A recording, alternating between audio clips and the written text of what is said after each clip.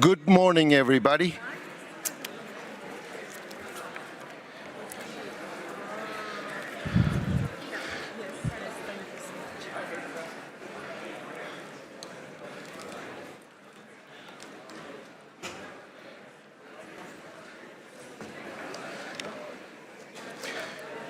So let's open the morning plenary session for the second day of this COP. At the outset, on behalf of all the participants to this COP, I would like to thank Switzerland for the fantastic reception they offered last evening. Switzerland, thank you very much.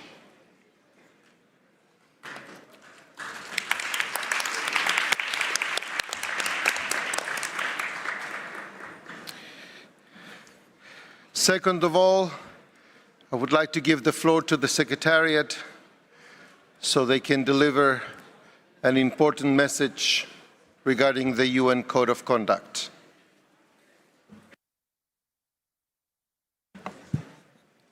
Thank you, Mr. President.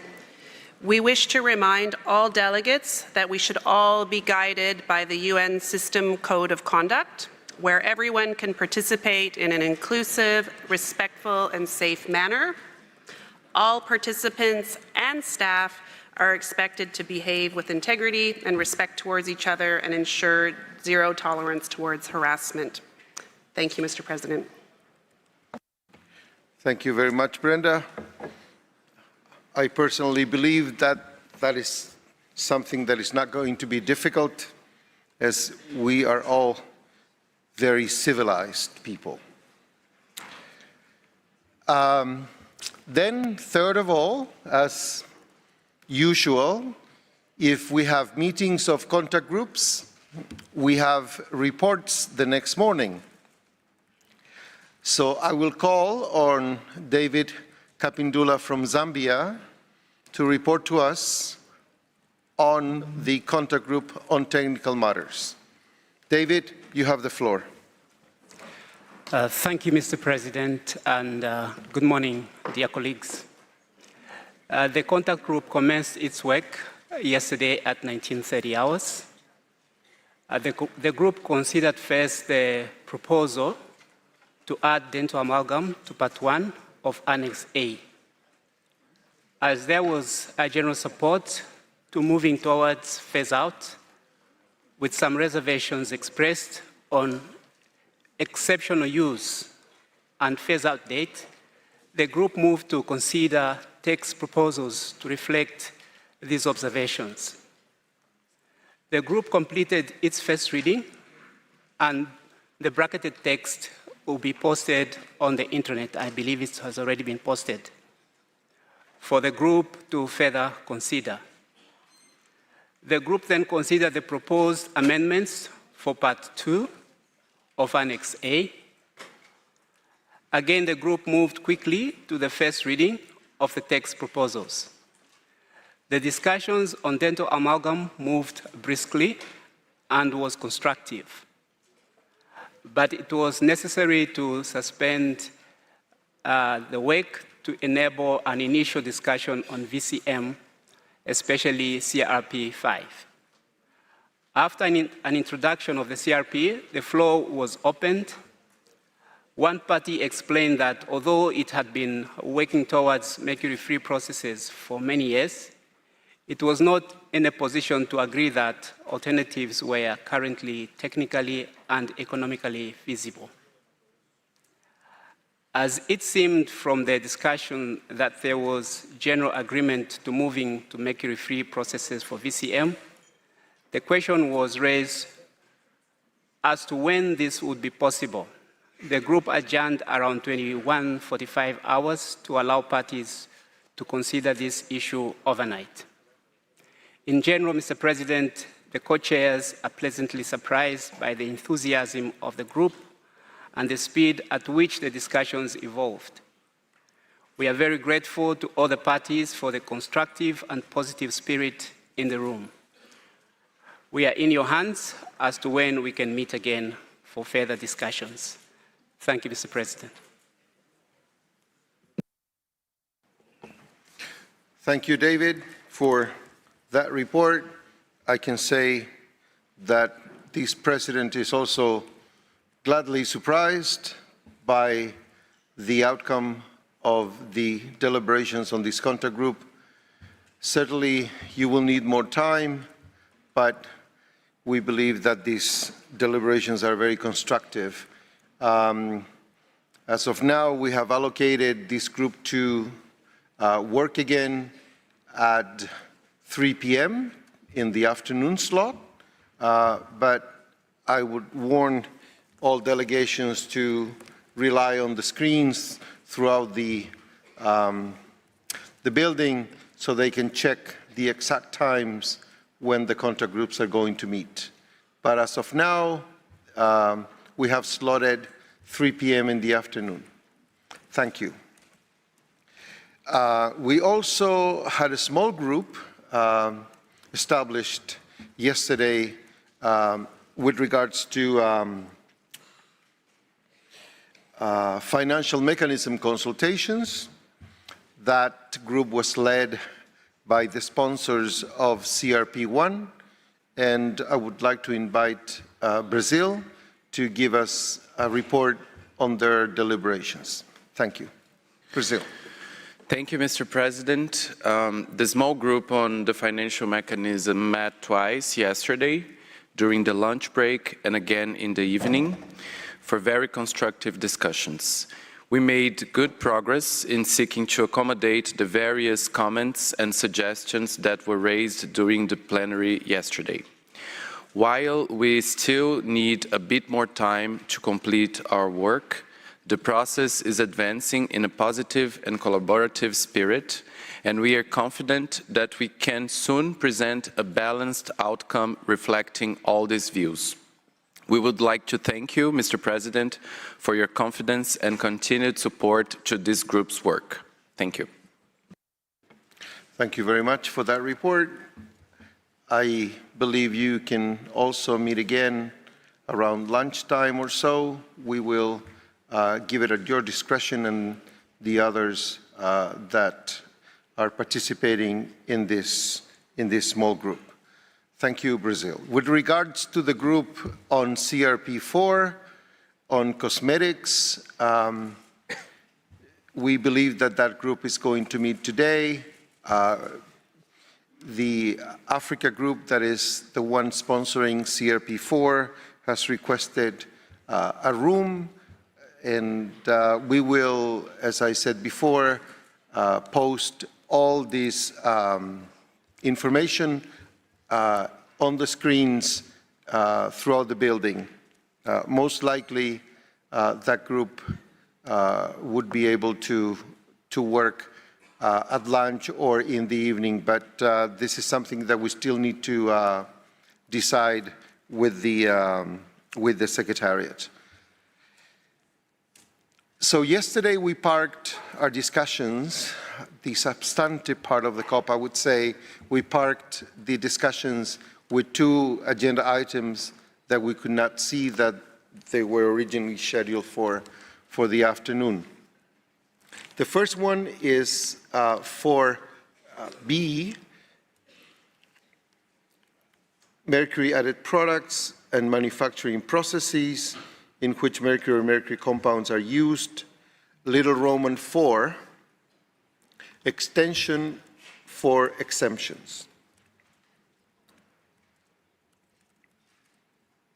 Then we will move to agenda item 4A, which is the other item outstanding from yesterday. In the morning, we will look into agenda item 6, program of work and budget. And, at this point, I would like to say that this group is that item is very important to be discussed in the morning so we can set up the contact group on program of work and budget right after deliberations. If time allows, we will open agenda item 4C and 4D. And at this point, before going to the substantive issues, I would like to check with the Secretariat if there's any information that is valuable to plenary that you may have at this time. Okay, so Secretariat has the floor. Thank you, Mr. President. We have a few reminders for the plenary. The first is that the credentials must be submitted to the Secretariat no later than 24 hours after the opening of the meeting. Please submit original copies of credentials for your party as soon as possible at the registration desk. In terms of the CRPs and daily schedule, you will see on the screen that they are available on the in-session tab of the COP6 webpage as displayed on the screen. You can access the in-session tab using the password found on the back of your participant's badge. In terms of submissions of CRPs and statements, to facilitate interpretation, we invite you to send your interventions in writing ahead of their delivery to the names on the screen. If parties or observers wish to share their statements and other information, please submit those to the Secretariat and we can upload them on the COP6 webpage under Statements and Others. And regarding conference room papers, CRBs can be submitted. They should be submitted to the Secretariat inbox on the screen, and they will be made available on the restricted area in the in-session tab. Please kindly remain in the seat that has been assigned and designated to you. This is about microphones. The nameplate and microphone have been configured accordingly. So when taking the floor, please speak clearly and position the microphone in front of you to facilitate the work of the interpreters and report writers for this session. Regarding interventions, delegations are encouraged to make concise interventions of no more than 2 minutes. For room allocations, please reach out directly to the conference servicer at the office desk on the right-hand side of the podium. Finally, DSA payment, daily subsistence allowance will be distributed today and tomorrow during the coffee breaks and lunchtime at the Espace Wangari on floor 2. And finally, a couple of special events today. We wish to acknowledge that the COP6 Knowledge Lab sessions open today, and there is information about the Knowledge Labs on the website. They are here on the screen of what's on for today, so 1 session at lunch time and 4 sessions at 6 p.m. We're excited to get those events started. And finally, a special event will be held today during the lunch period entitled the Planet Gold Program, Learnings and Looking Ahead. And this special event is organized by the GEF, where they will share observations and lessons learned from the first phase of the Planet Gold Program. This will begin at 1:15 in room A. Thank you. Thank you, Brenda. Let's begin with agenda item 4B, small Roman 4. So I'll ask on Eisaku from the Secretariat to introduce the documents related to the extension for exemptions for the phase-out deadlines. Thank you, President. I am introducing document 6 at 3 in 42, in 44, and in 45. Article 6 provides for exemptions for the phase-out dates listed in Annex A or B, products and processes, for no more than 5 years. 14 parties have registered exemptions. Article 6, paragraph 6, provides that the COP may, at the request of a party, decide to extend an exemption for 5 years unless the party requests a shorter period. Pursuant to this provision, on 25th of July this year, the Secretariat received a request from Thailand that COP decide to extend the exemptions for 6 mercury-added products. The request from Thailand was forwarded to the parties on the 22nd of August with a letter from the Executive Secretary informing the parties that this will be included in COP6 agenda. The provisional agenda was was revised as document 6, Rep 1, Rep 1. INF 42 sets out Thailand's request. The request from Bangladesh received on the 14th of September this year and forwarded to the parties with a letter from the Executive Secretary is set out in INF 44. The Secretariat has collated information relevant to the consideration of the extensions for exemptions as set out in INF 45. I would also like to inform that India has submitted a request for extensions yesterday, which has been made available as CRP6. The COP may wish to consider the request to extend with a view to adopting decisions thereon. Thank you. Thank you. So now the floor is open for interventions under this agenda item. So I will give priority to parties. Bangladesh and Thailand have submitted requests for extensions. If they wish to intervene, I will take interventions first from these two countries. Bangladesh.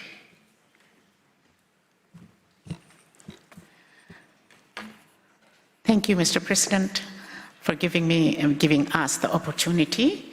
Mr. President, Bangladesh remains fully committed to the objectives of Minamata Convention and to the urgent phase-out of mercury-added products. We ratified the convention in April 2023 and has accepted the responsibility of meeting our phase-out obligations. I would like to urge to the parties on certain issues.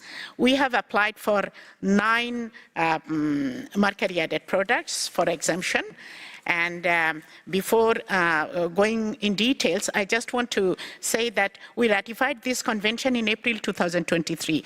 Only 2 years have passed, and but the phase-out have to be done by 2025, which is, we think that we have a very limited time we had, and that's why we had our first assessment on mercury-contained products in 2019. And based on the assessment, different ministries and agencies have taken measures and are working to reduce those products. Our Ministry of Industries has banned 21 mercury-contained products containing cosmetics. The dentistry sector has almost phased out the dental amalgams. And we have also almost phased out the compact or linear fluorescent lamps, CFLs and LFLs, and replaced them with LED lights. These are the progress we have already done. But as we haven't done our, we don't have updated data, we haven't done our recent survey, which we have actually applied from SIP fund, but because of the competition, high competition, we couldn't get the fund, we couldn't do the survey to know the current status of our position. So within these 9 categories, I would like to add that for batteries, import of batteries, we are asking for exemption up to 2030. For switches and relays, manufacturing, import and export, we are asking for 2030 exemption until 2030. But we are not, we are withdrawing in this plenary, we are telling that we are withdrawing the compact fluorescent lamps, CFLs, LFLs, and the cosmetics exemption. We have asked for exemption because we didn't have data, but we know that these are not in the market at all. Everything has been replaced. So we are withdrawing the exemption from the cosmetics part, CFLs and LFLs. And high pressure mercury vapor lamps for general lighting purposes, we have asked for exemption until 2030 for import because we don't have data. We are not sure whether it's used or not. And similarly, for mercury in cold cathode fluorescent lamps and external electrode fluorescent lamps like CCFL and EEFL, these two, we don't have data. That's why we are asking for exemption until 2030. For pesticide, biocide, and topical antiseptics, we asked for exemption, manufacturing, import, and export until 2030 because we don't have cost-effective alternatives who still are not available in my country. But we are working on it to phase out, and that's why we are asking for 2030 time. And for the non-electric measuring devices, such as barometer, hygrometer, manometer, thermometers, these are used both in medicals and in our climatology departments, not only for measuring weather, but also for calibrating other things. And we don't have cost-effective alternatives. And that's why we are seeking support from all parties to give us the exemption. In this regard, we just want to say that our next plan of action for next 5 years to complete inventory and safe disposal plans and to develop customs screening technology protocols for laboratory testing and initiate a LED replacement pilot in public awareness. And we need to develop a regulatory framework to restrict the import of mercury-containing products. That's a very good part we need to do. We have regulatory framework covered in other measures, like our waste management rules, but we don't have a separate regulatory measure on mercury only. We are planning to do that, and as well as nationwide awareness program is very critical on the health and environmental impacts of mercury, which will also include the biodiversity protection. So I would urge all parties to consider our exemption and support us in this regard. Thank you so much. Thank you very much for that detailed information. Bangladesh. Now I give the floor to Thailand. Thank you, Mr. President. Thailand supports the request made by parties for the extension of exception periods under the Article 6 of the Convention. In this regard, Thailand reaffirms its old request for a 5-year extension of the exception period beyond the current phase-out date specified in Annex A, extending until the year 2030. This extension is essential to enable the effective and sustainable implementation of national measures to phase out 6 mercury-added products.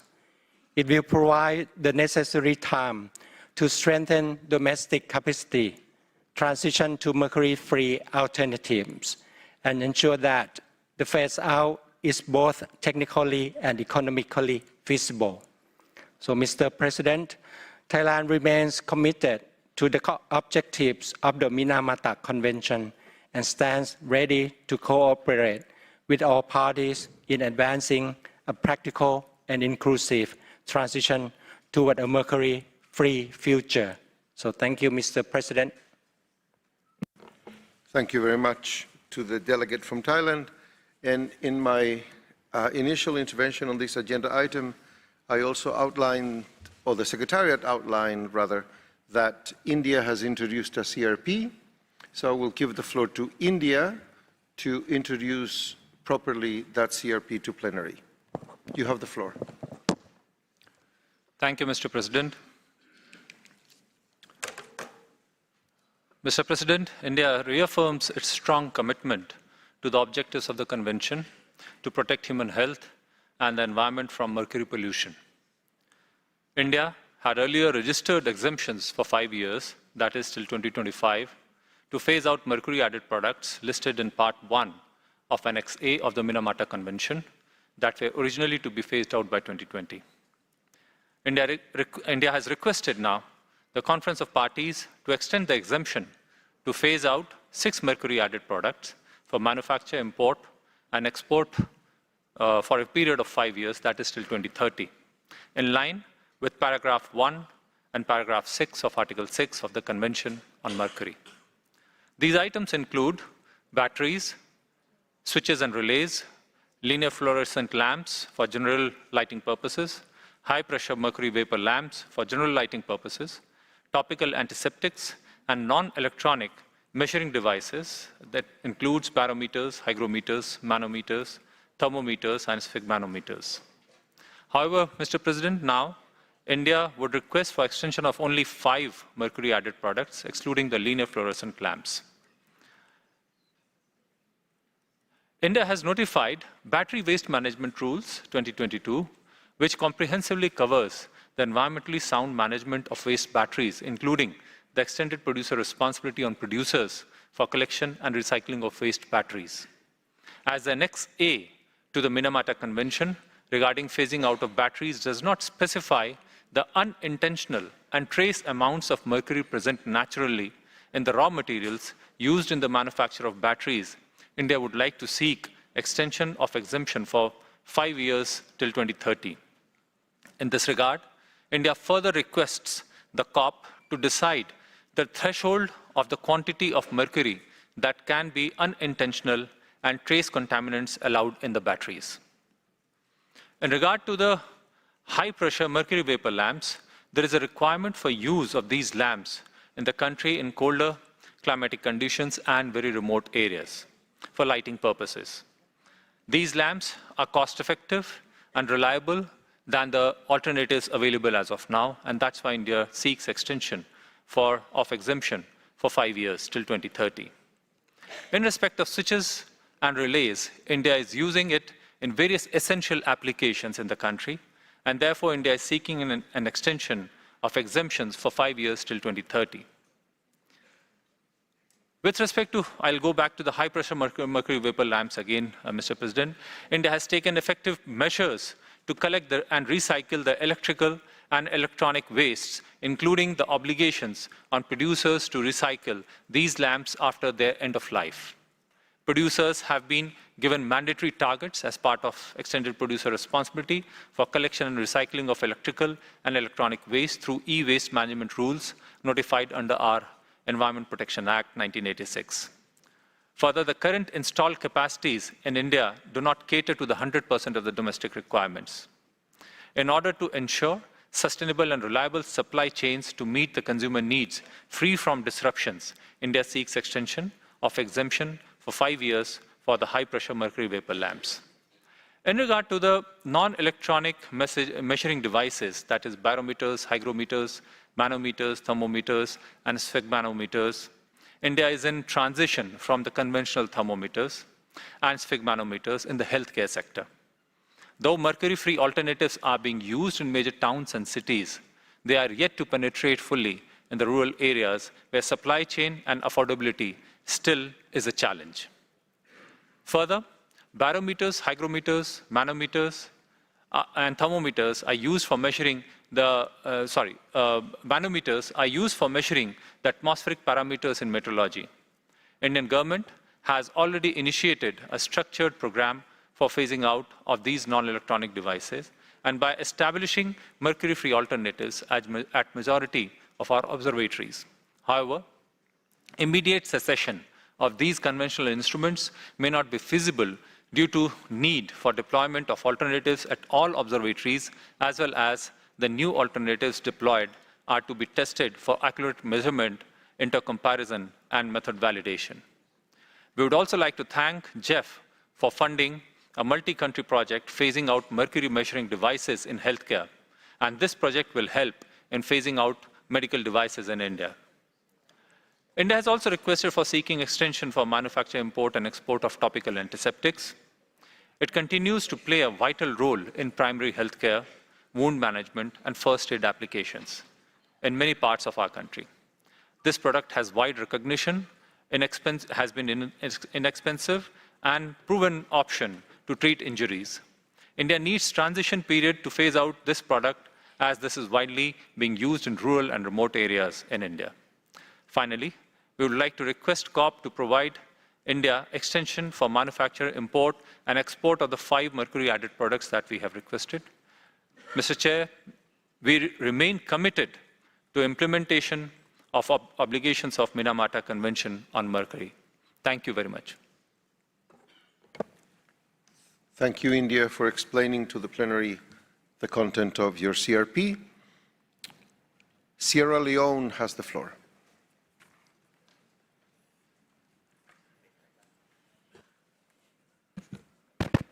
Thank you, Mr. President. We thank the Minamata Convention Secretariat for sharing the documents concerning the request by Thailand and Bangladesh for the extension of exemptions for certain mercury-added products listed in Part A of Annex A, which we are scheduled for phase-out in 2020. In accordance with paragraph 6 of Article 6 of the Convention, justification for exemptions should primarily be based on availability of mercury-free alternatives. However, the two requests do not demonstrate short on availability. In fact, the products listed have become obsolete globally, replaced by superior and affordable mercury-free alternatives. Mr. President, the justifications provided mainly the need to finalize national legal frameworks, constitute compliance matters, and therefore not valid grounds for exemptions. The African region considers that short issues should be addressed through the Implementation and Compliance Committee, not through the granting of new exemptions. The African region further called on the Conference of the Parties to establish clear procedures and guidelines for handling these issues and any future exemption request through the Compliance Committee.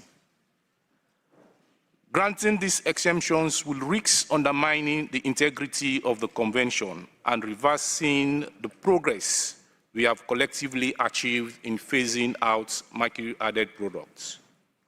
Mr. President, the African region urges all parties to uphold the spirit and objectives of the Minamata Convention and to remain steadfast in advancing a mercury-free world. Thank you, Mr. President. Thank you to the Africa region, speaking through Sierra Leone. I now give the floor to Uganda.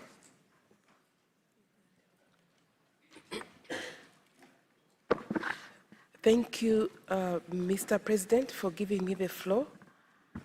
Uganda is in support of the position of the African region with regard to the present note covering exemptions as articulated by Sierra Leone. Mr. President, ensuring good ecosystem and human health at minimal costs is central to Uganda, and hence Uganda has already taken meaningful steps in phasing out the use of listed mercury-added products covered in Part 1 of Annex A, and therefore encourages parties to promote a spirit of moving forward in making mercury history world over. Mr. President, Uganda aims at refraining from reversing hard-won progress towards the global phase-out of mercury-added products, particularly when viable and affordable alternatives are already available. Mr. President, the future generation may hold us accountable for inheriting an environment polluted with mercury when viable options existed. Therefore, Mr. President, Uganda requests scope that the request for exemption in the present note be reviewed by the Implementation and Compliance Committee rather than through the granting of exemptions. Thank you, Mr. President. Thank you. Now I'll give the floor to the Secretariat for a typo we just realized on one of the slides that was presented to you earlier. Thank you, President. And as Secretariat, we would like to apologize for the mistyping in the slide we have shown, and which showed the name of Pakistan wrongly. And just to confirm that Pakistan did not request extensions. Thank you very much. Thank you, Secretariat. Next in line is the European Union.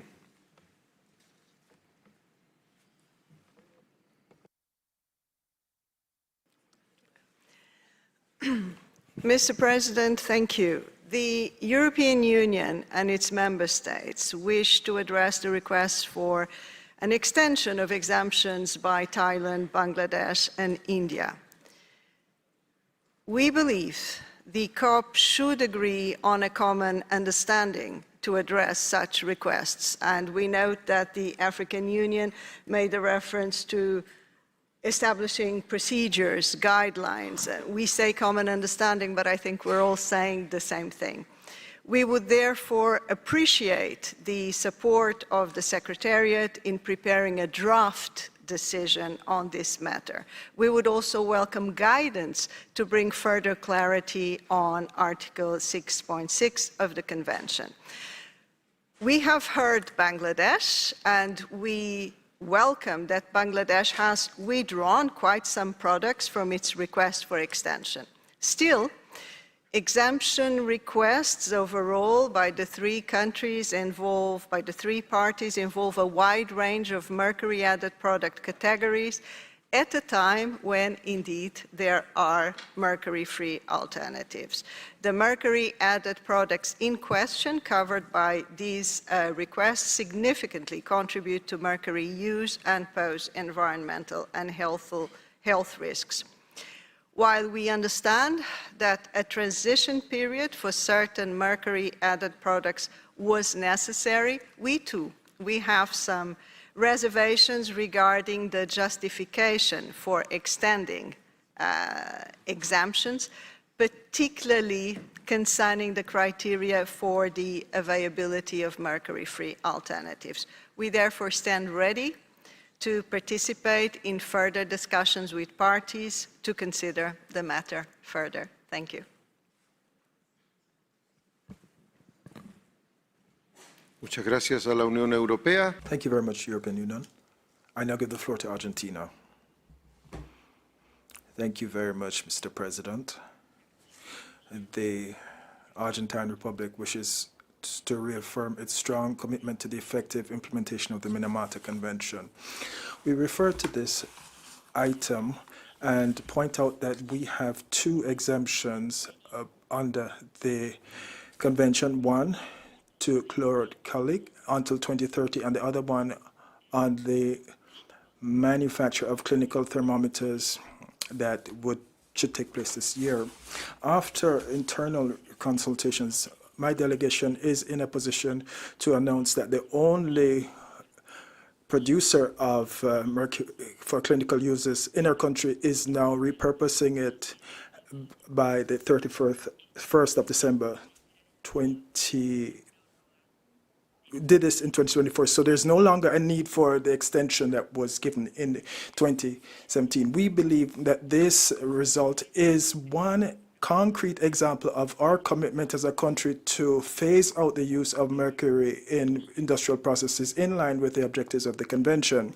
Likewise, we would like to underscore the importance of strengthening international cooperation, especially through transfer of technology and capacity building for developing countries, so as to facilitate the repurposing of our industrial sites and to ensure that there is an effective transition towards mercury-free alternatives. Many thanks to you, Mr. President.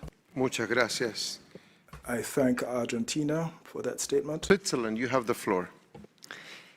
Thank you, Mr. President. We would like to thank Thailand and Bangladesh and later on India for sharing their current situations with the Conference of the Parties. In view of the challenges described, we are convinced that we need to find an appropriate solution to support them in meeting their obligation under the Convention. At the same time, Article 6, Paragraph 6 of the Convention sets out clear criteria for the adoption of extensions of exemptions, and we must, as Conference of the Parties, ensure that all of these criteria are addressed in such a request for extension. In addition, we would like to point out that the Convention benefits from an implementation and compliance committee that is facilitative in nature and that pays particular attention to the respective national capacities and circumstances of parties. This committee is well placed to assist countries in developing strategy to meet their obligations under the Convention. In fact, the committee has already done so in previous similar cases. In doing so, it ensures that no party is left alone when facing legislative, technical, or financial challenges. Moreover, this committee has the necessary expertise to assess whether the information provided meets the requirements specified in Article 6, paragraph 6. We therefore believe that this committee can and should play a central role in this discussion. This delegation will be pleased to contribute to the discussion moving forward, regardless of the setting that may be chosen. Thank you very much. Thank you, Switzerland. Saudi Arabia.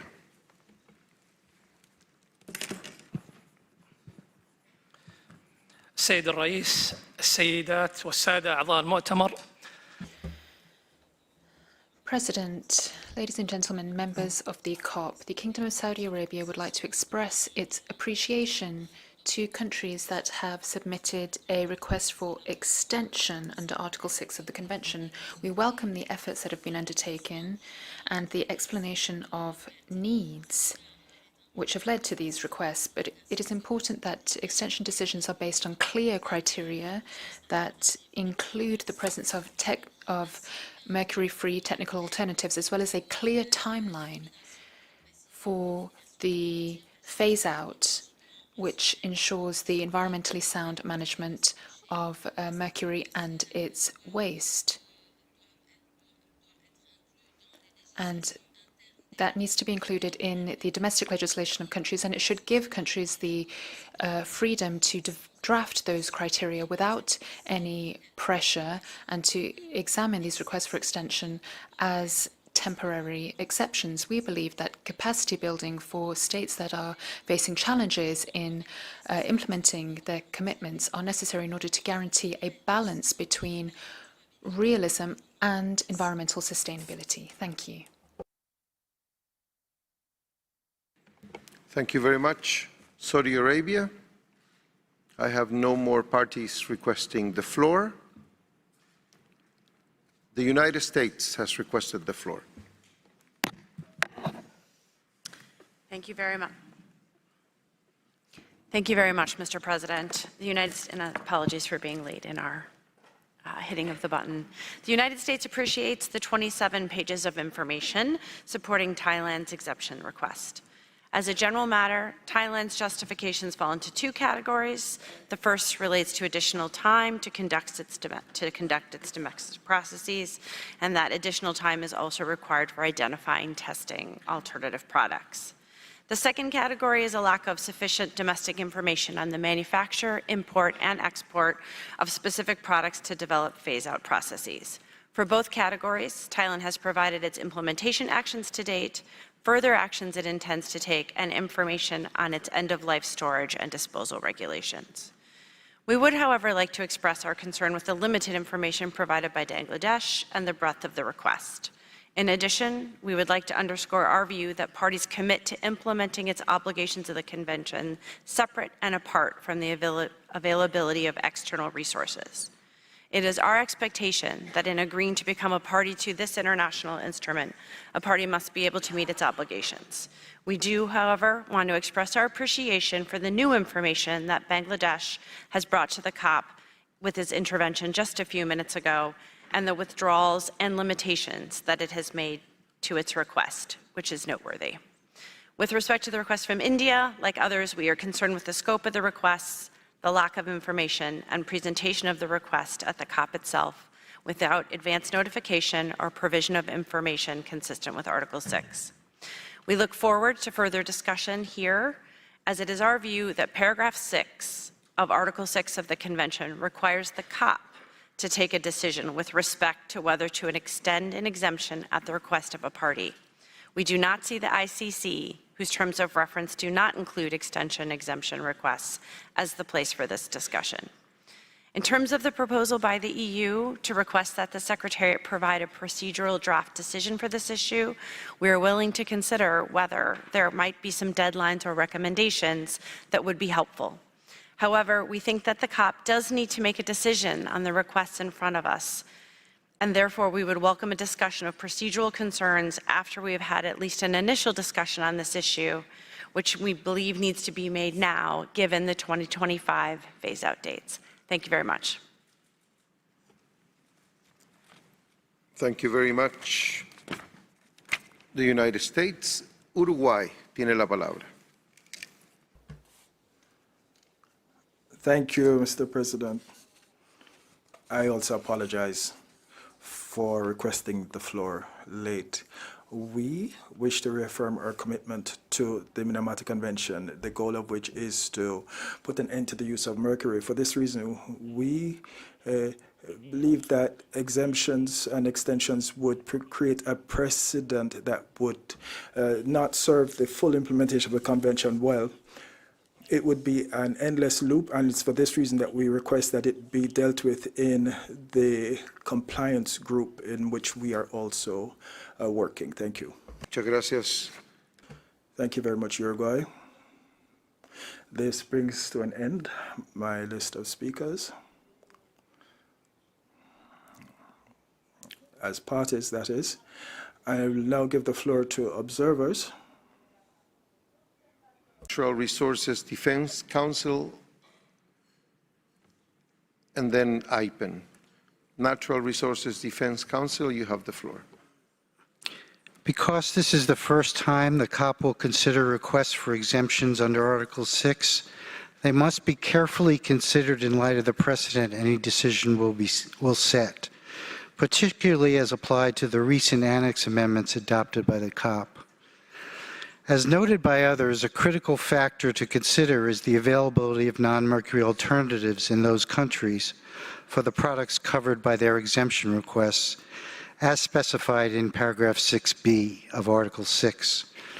We must note that the wide availability of mercury-free lamps, cosmetics, switches, and other products was recently considered and confirmed by this COP at its 4th and 5th meetings.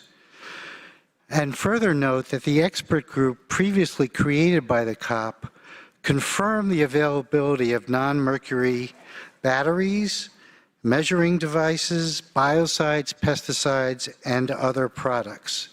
In fact, the battery manufacturing associations indicated they don't use mercury anymore.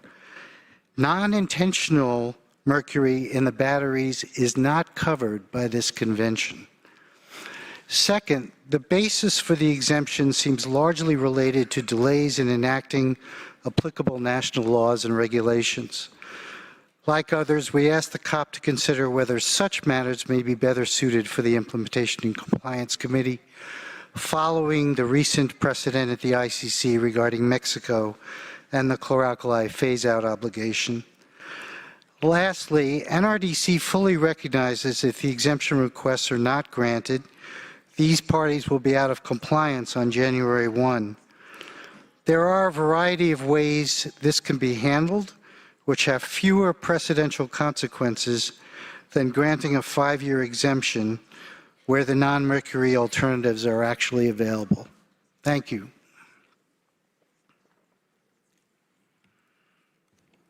Thank you. IPEN, please.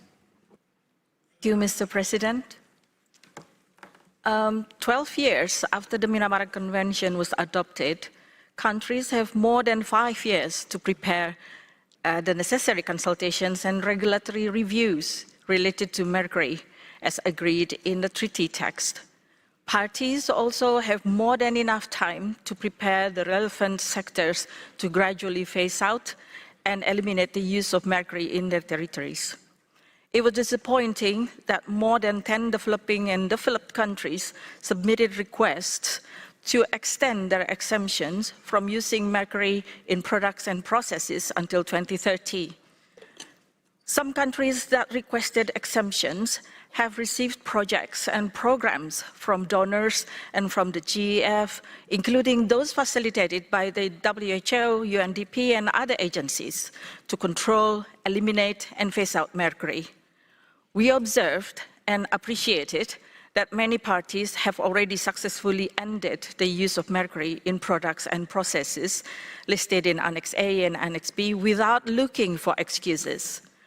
We also observed that some countries are still importing mercury using the exemptions granted by the Convention to manufacture products and processes listed in Annex A and Annex B. However, they also export mercury to ASGM countries, either from the recovery process or importing it illegally. IPEN calls for the Secretariat to provide exemptions forms for parties who submitted the request for exemptions to explain and provide information about the source of mercury they imported or used in the exemption sectors. Additionally, we would like to see parties post the registered mercury importers and exporters in their countries and to their countries, including a requirement to demonstrate it that they have safe interim storage of elemental mercury before it was distributed to producers.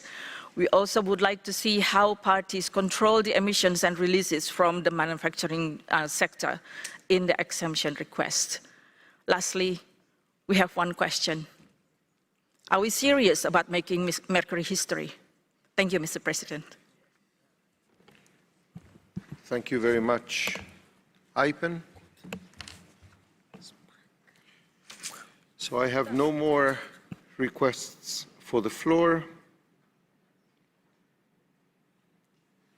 So we heard the parties requesting exemptions, and then we heard all the interventions.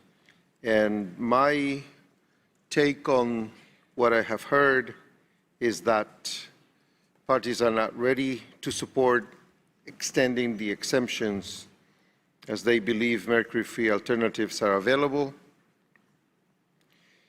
We even heard one party express his view regarding the individual requests by these parties. Then we heard some of you making references to the Implementation and Compliance Committee and the role that this committee plays on this issue. Then we heard one party expressing the opposite view, saying that the COP is the one that has to decide on the extensions and not the ICC. So it is clear to the chair that further discussion and consultations are needed on the requests. Then the two initial interventions also suggested, and I will use the words expressed by Sierra Leone on behalf of the Africa region, that there's a need to establish a clear procedure and guidelines.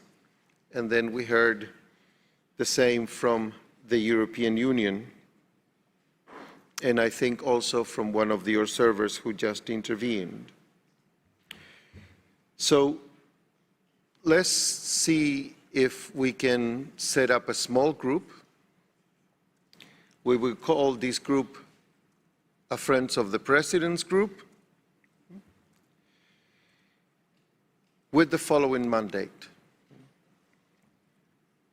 And then I have a question, but I will propose the mandate first and see if we can get this going.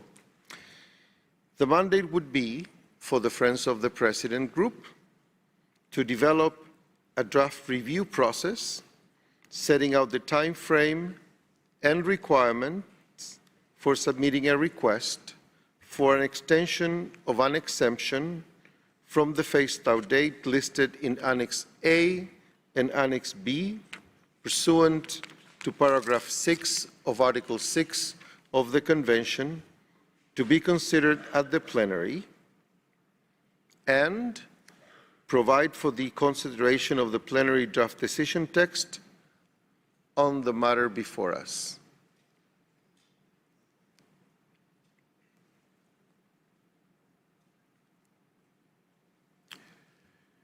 Now, considering that this matter is closely related to the matters considered by the contact group on technical matters, the idea here is these two groups do not meet at the same time. Composition of the group, composition of the Friends of the President's group. I suggest that every regional group select 2 representatives. So I will invite the regions to provide the names of these delegates to the Secretariat at the end of the plenary session in the afternoon. We will have somebody from the Secretariat to support the work of this group. So now, with the mandate outline and the composition outline as well, I would like to remind parties that we're entering in decision-making mode. Are there any objections to these proposals?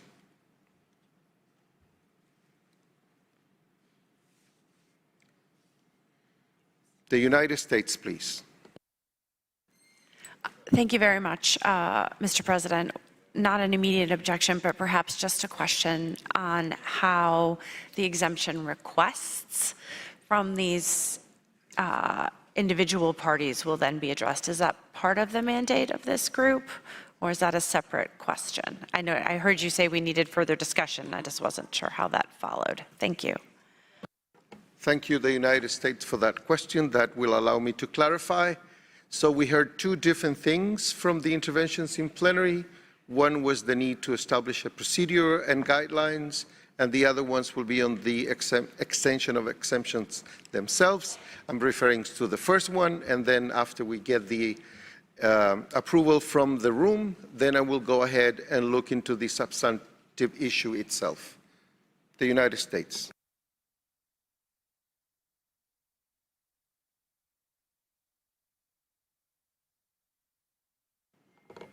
The United States.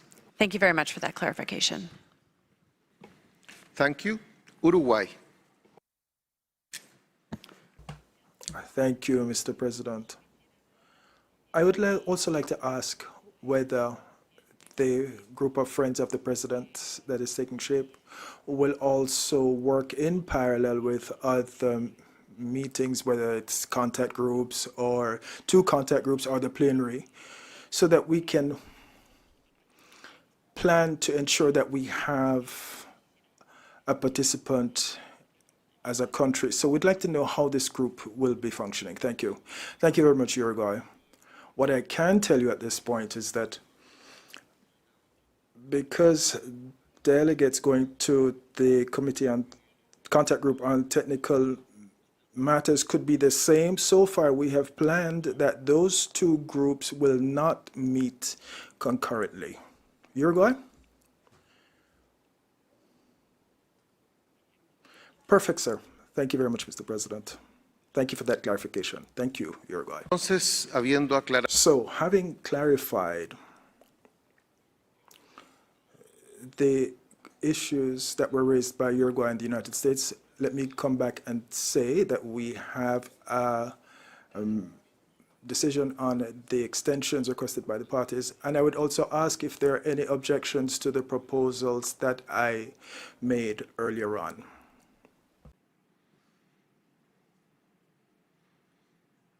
Seeing that there's no objections, it is so decided.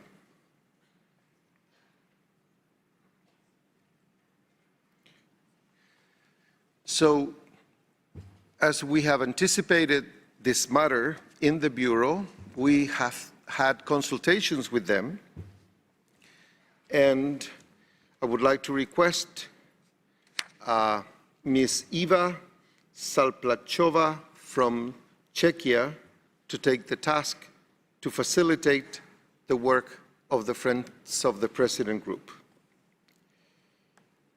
Eva is the acting chair of the ICC, for you to know, after the resignation of our dear delegate from China. Are there any objections to this proposal?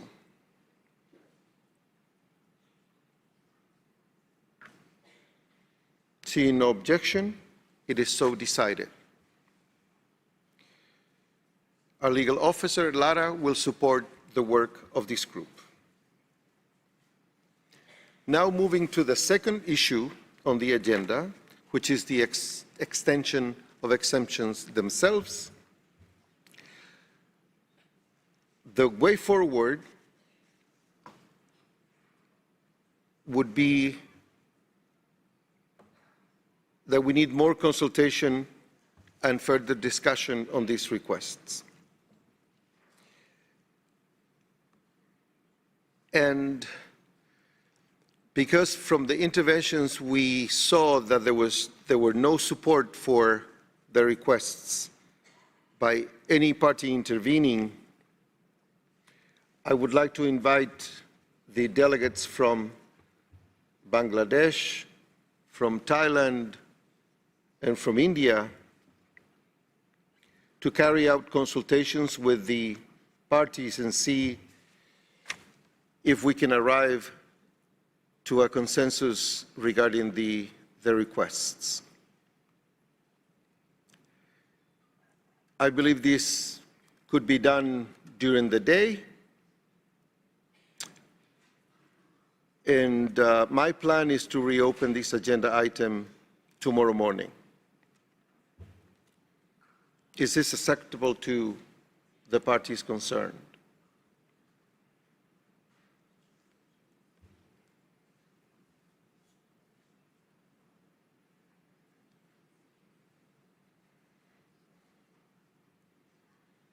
Bangladesh?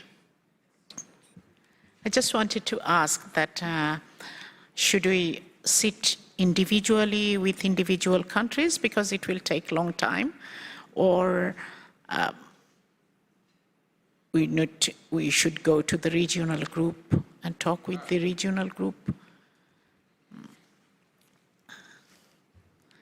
I would advise that you, along with a delegate from India and a delegate from Thailand, sit together to discuss how you can make better use of the time. Perhaps the three of you can get together with some parties that express their views here in plenary. I don't think you need to go to your regional groups. I think what you need to do is just the three of you set up a path and discuss with some parties that express their views and see if you can arrive to a consensus on this issue. Is this agreeable to you? Thank you, Bangladesh. Thank you. Yes. I'm going to pause for a little minute just in case India or Thailand have something to say. If they don't have anything to say, then I would believe that they have agreed to my proposal. India, please. Thank you, Mr. President. We agree to your proposal. Thank you. Thank you very much, India.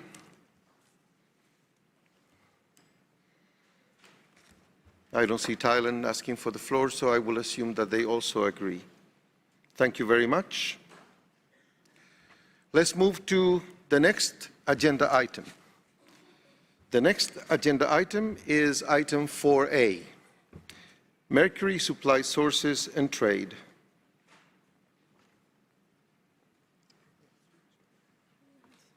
Two working documents have been prepared by the Secretariat to be considered. Document 5 on implementation of decision MC5/2 and document 5-1 on the study of the global supply, production, trade and use of mercury compounds. First, I would like to invite the Secretariat to introduce document 5 on the implementation of decision 5/2. Thank you, Mr. President. Document 5 provides information on the implementation of decision MC5/2 on mercury supply sources and trade. The document also presents relevant information from the second short national reports, as well as previous reports submitted by parties pursuant to Article 21 of the Convention, and on relevant work carried out by the Implementation and Compliance Committee pursuant to Article 15, during the intersessional period between the 5th and the 6th meetings of the Conference of the Party. The document contains information on informal primary mercury mining, exports of mercury without consent, illegal, informal, and unreported trade across national borders, draft updates to the existing guidance on the identification of individual stocks of mercury and mercury compounds, and draft updates to the appendices to the guidance on completing the forms required under Article 3 related to trade in mercury. The annex to Document 5 sets out a draft decision on the matter. Thank you. Thank you, Lara. I would like to commend the efforts made by parties to control supply sources and trade of mercury and for including in the national reports valuable information on the implementation of Article 3. I encourage parties to continue doing so, as I believe that sharing of lessons in controlling supply sources and trade, including trade that is not compliant with the Convention, is an important step in strengthening the capacity of parties to implement supply and trade-related provisions. So now the Secretariat will introduce Document 5 Add 1 on mercury compounds.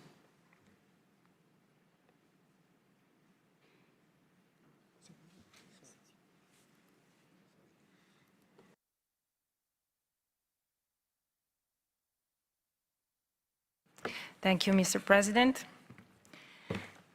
So I'm presenting Document 5 at 1 and also INF Document 5. Paragraph 13 of Article 3 provides that the Conference of the Parties shall evaluate whether the trade in specific mercury compounds compromises the objective of the Convention and consider whether specific mercury compounds should, by their listing in an additional annex, be made subject to paragraphs 6 and 8 of Article 3. COP5 in decision MC5/3 requested the Secretariat to initiate a study of supply, production, trade, and use of mercury compounds. The study was conducted with the voluntary contribution of Canada and Spain. A draft was posted on the Convention website for review and was finalized taking into account the comments from 11 parties and 3 organizations. The full report is set out in INF 5. The COP may also wish to review the study on the trade in mercury compounds and consider a decision as appropriate. The document does not contain a draft decision. Thank you. Thank you, Lara. I note Australia, Canada, Japan, and Norway submitted CRP 2, Future Actions Regarding Trade in Mercury Compounds, under Article 3 of the Minamata Convention on Mercury. So I will invite the proponents, Canada. I invite Canada to make a brief presentation of the CRP. Canada, you have the floor. Thank you, President. On behalf of Australia, Canada, Japan, and Norway, I would like to express our appreciation to the Secretariat for the comprehensive work undertaken on mercury supply sources and trade following COP5. While good progress is being made on controlling the supply and trade of elemental mercury, the study developed in response to decision COP5/3 on the global supply, production, trade, and use of mercury compounds has shown that more work is needed to address the ongoing trade and use of specific mercury compounds.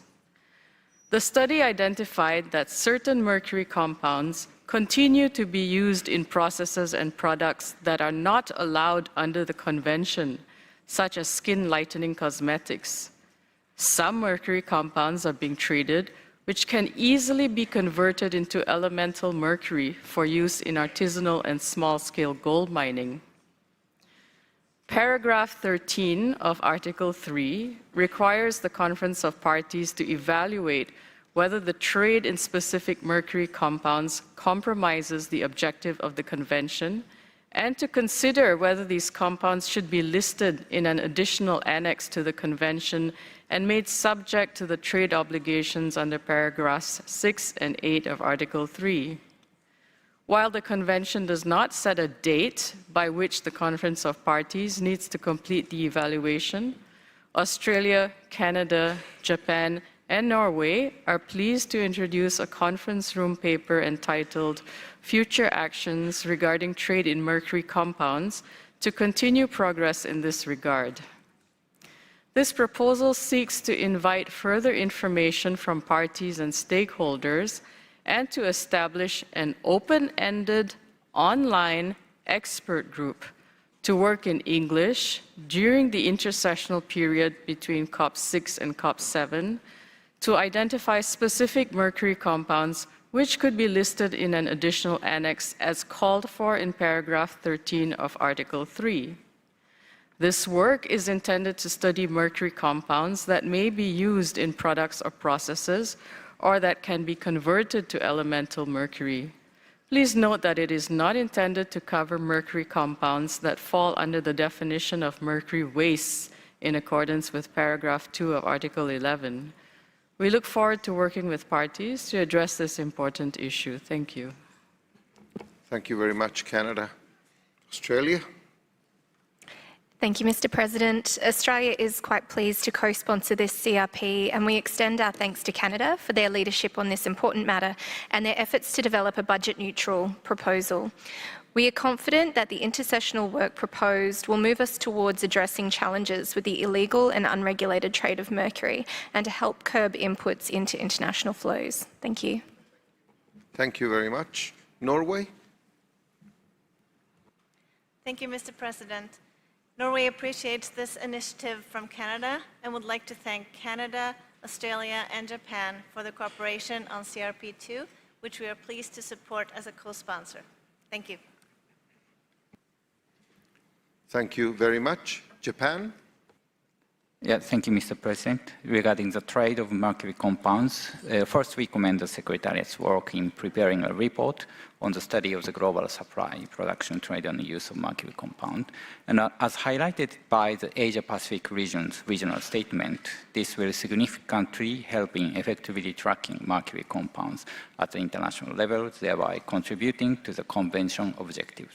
We believe that for the effective international management of mercury, it is crucial that illegal trade and activities designed to circumvent the Convention, such as trading in mercury compounds not currently covered under its scope, are appropriately addressed within this Convention. In this regard, we support the conference room paper submitted by Canada on establishing a process to consider regulating the trade of mercury compounds, and we will look forward to further discussion at this COP. Thank you. Thank you very much. Japan? Thank you for the co-proponents. Now we will open the floor for other interventions on this regard. And just a little reminder, we have two documents, Document 5 and Document 5@1, as well as two draft decisions, one in Document 5 and the other one contained in the CRP that was just introduced. First in line is Switzerland.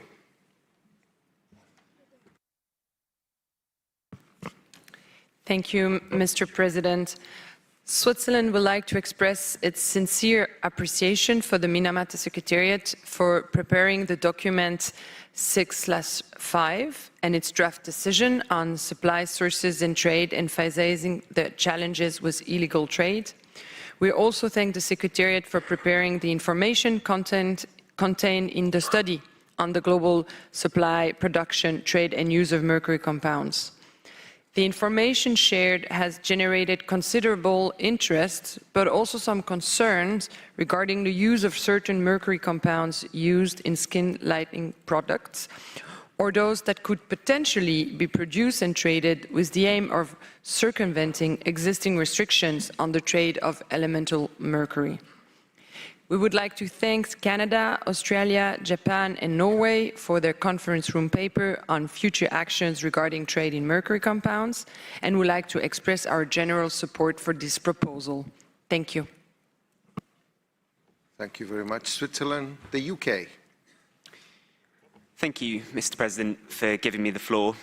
We would also like to thank the Secretariat for the preparation of various documents, including the presentation of the study on the global supply, production, trade, and use of mercury compounds. Perhaps moving to the previous interventions, the UK would also like to thank Canada, Australia, Japan, and Norway for their conference room paper on future actions regarding trade in mercury compounds under Article 3 of the Convention.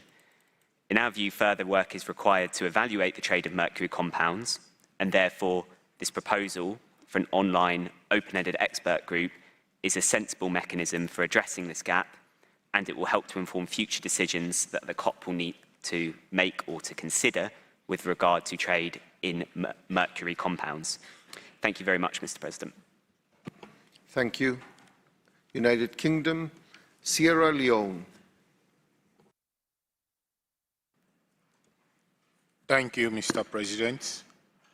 The Africa region appreciates the efforts in undertaking the study of the global supply, production, trade, and use of mercury compounds by the Secretariat. This study has brought to the surface the global supply routes for mercury compounds, key players, quantities supplied, and existing challenges in reducing supply sources and quantities. The Africa region wishes to highlight the discovery of additional mercury compounds other than those defined in Article 3. These compounds poses a need for their inclusion under Article 3. Mercury compounds, for their inclusion in Article 3 in the mentioned study. The region have reached a critical We have reached a critical juncture requiring us to evaluate these compounds under Article 27 for potential inclusion in an annex. This is a complex, legally binding process that demands thorough scrutiny of technical, scientific, and economic feasibility, ensuring that any resulting operational statement can be complied with all parties. I therefore request for support of the draft decision. Thank you very much. Thank you, Sierra Leone. One simple little request: when you take the floor, would you please make clear to the chair which document you're supporting, if it's the draft decision on document 5, or is it the draft decision contained in CRP 2? Just for us to be clear on the path forward. Philippines.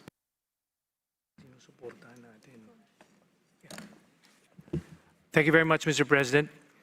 The Philippines commends the work of the Minamata Convention Secretariat. We acknowledge the need to strengthen monitoring and control of mercury trading among parties and non-parties as well. With the advent of e-commerce, we see the need to further enhance control of mercury trading, both offline and online transactions.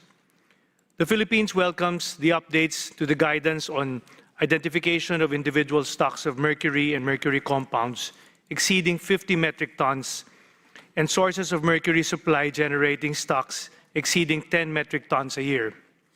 Further, we support the guidance on the use of forms on import and export of mercury. Some parties have reported illegal and informal mining of mercury within their territories, and global action is required to address the illegal trade of mercury.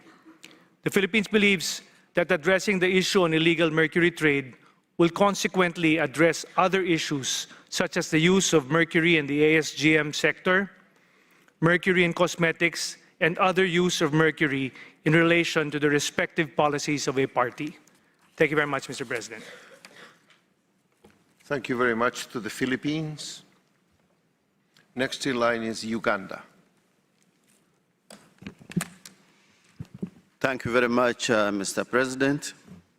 Uganda welcomes the updates to the guidance on the use of forms on import and export of mature adopted in decision MC12 and commends the efforts of the Secretariat in preparing the updated guidance.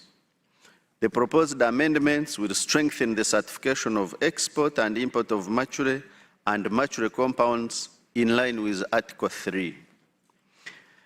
Uganda proposes to include in the current draft decision the need for COP amendment of the form to cover the following: a consent form for mature in transit on land, liability to misinformation, customs endorsement, mature compounds as reviewed by the study of global supply, production, trade and use of compounds other than those defined in Article 3, and issuance of permits upon consent of import and export. Mr. President, there is need for COP to request the Secretariat to automate the consent processes in order to ensure efficiency and ease of tracking. In the same spirit, Uganda appreciates the Secretariat's efforts in supporting the study of the global supply, production, trade, and use of mature compounds. Uganda proposes to include in the current draft decision a request by COP to the Implementation and Compliance Committee to deliberate on the study's findings and recommend to COP7 the possible inclusion of the newly discovered mature compounds to an annex in accordance with Article 27. Mr. President, we propose to include in the current draft decision a request by COP to parties and observers to submit to the Secretariat any additional scientific, technical, economic, or public health information relevant to the global supply, production, trade, and use of mature compounds to inform the ICC's deliberation. Uganda proposes to include in the current draft decision a request by COP encouraging parties, regional economic integration organizations, and international partners to provide the technical and financial assistance to support laboratory analysis, customs classification, and data sharing on mature compounds to improve the evidence-based decision-making at COP7. Thank you, Mr. President. Thank you very much. Allow me 1 second.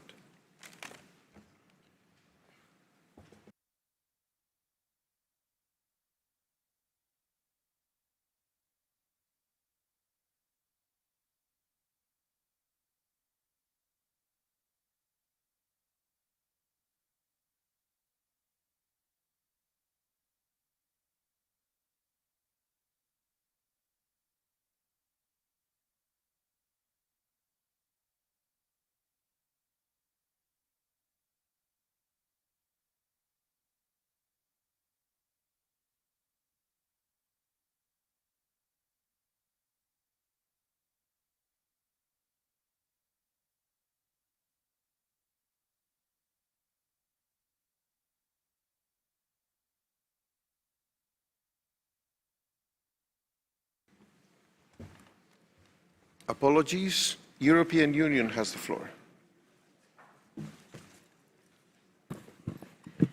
Thank you, Mr. President. So first on mercury supply sources and trade, the draft decision. The European Union and its member states thank the Secretariat for preparing the meeting documents and for developing training materials. We note that the current data on trade in mercury, is limited in its informative value due to uncertainties regarding the proper declaration of mercury, mercury-containing substances, and mercury waste, all this leading to the inaccurate use of the harmonized system codes and consequent trade data discrepancies. To address this, we believe it is necessary to develop global guidance for a consistent use of harmonized system codes related to mercury and mercury compounds. This guidance should be disseminated among exporting and importing companies to ensure the consistent application of harmonized system codes in transboundary trade.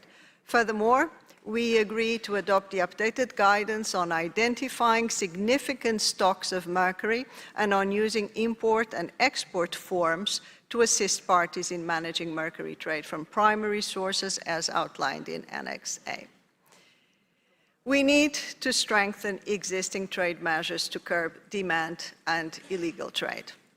In this context, we emphasize the importance of enhancing the capacity of national enforcement officers, including customs officers, in controlling national mercury trade in line with the recommendations in the 2024 fact sheet prepared by the Secretariat. We thank the Secretariat for preparing a draft decision on mercury supply sources and trade. We largely support the proposal, but there are some points in the draft decision. It's in particular paragraph 5, but also 6 and 9 that we propose to modify, and we would welcome an opportunity to provide our text proposals. We stand ready to strengthen Article 3 of the Convention by starting a process to develop additional measures to effectively reduce supply and control trade in mercury. Sorry to be long, now I'll be much shorter and I'll move on to mercury compounds, so CRP2. The European Union and its member states wish to express concern regarding the trade in compounds which appears to circumvent the restrictions meant to curtail the availability of mercury for unauthorized users. This practice poses a threat to the Convention's very objective to protect health and the environment from emissions and releases of mercury and requires, we believe, urgent measures aimed at reducing and, where feasible, eliminating the production and trade of mercury compounds. The European Union has already prohibited the export of 6 mercury compounds and remains open to considering bans on additional compounds contingent upon information on the availability of alternatives. We thank Canada, together with Australia, Japan, and Norway, for the CRP aimed at advancing efforts related to potential restrictions on mercury compound trade.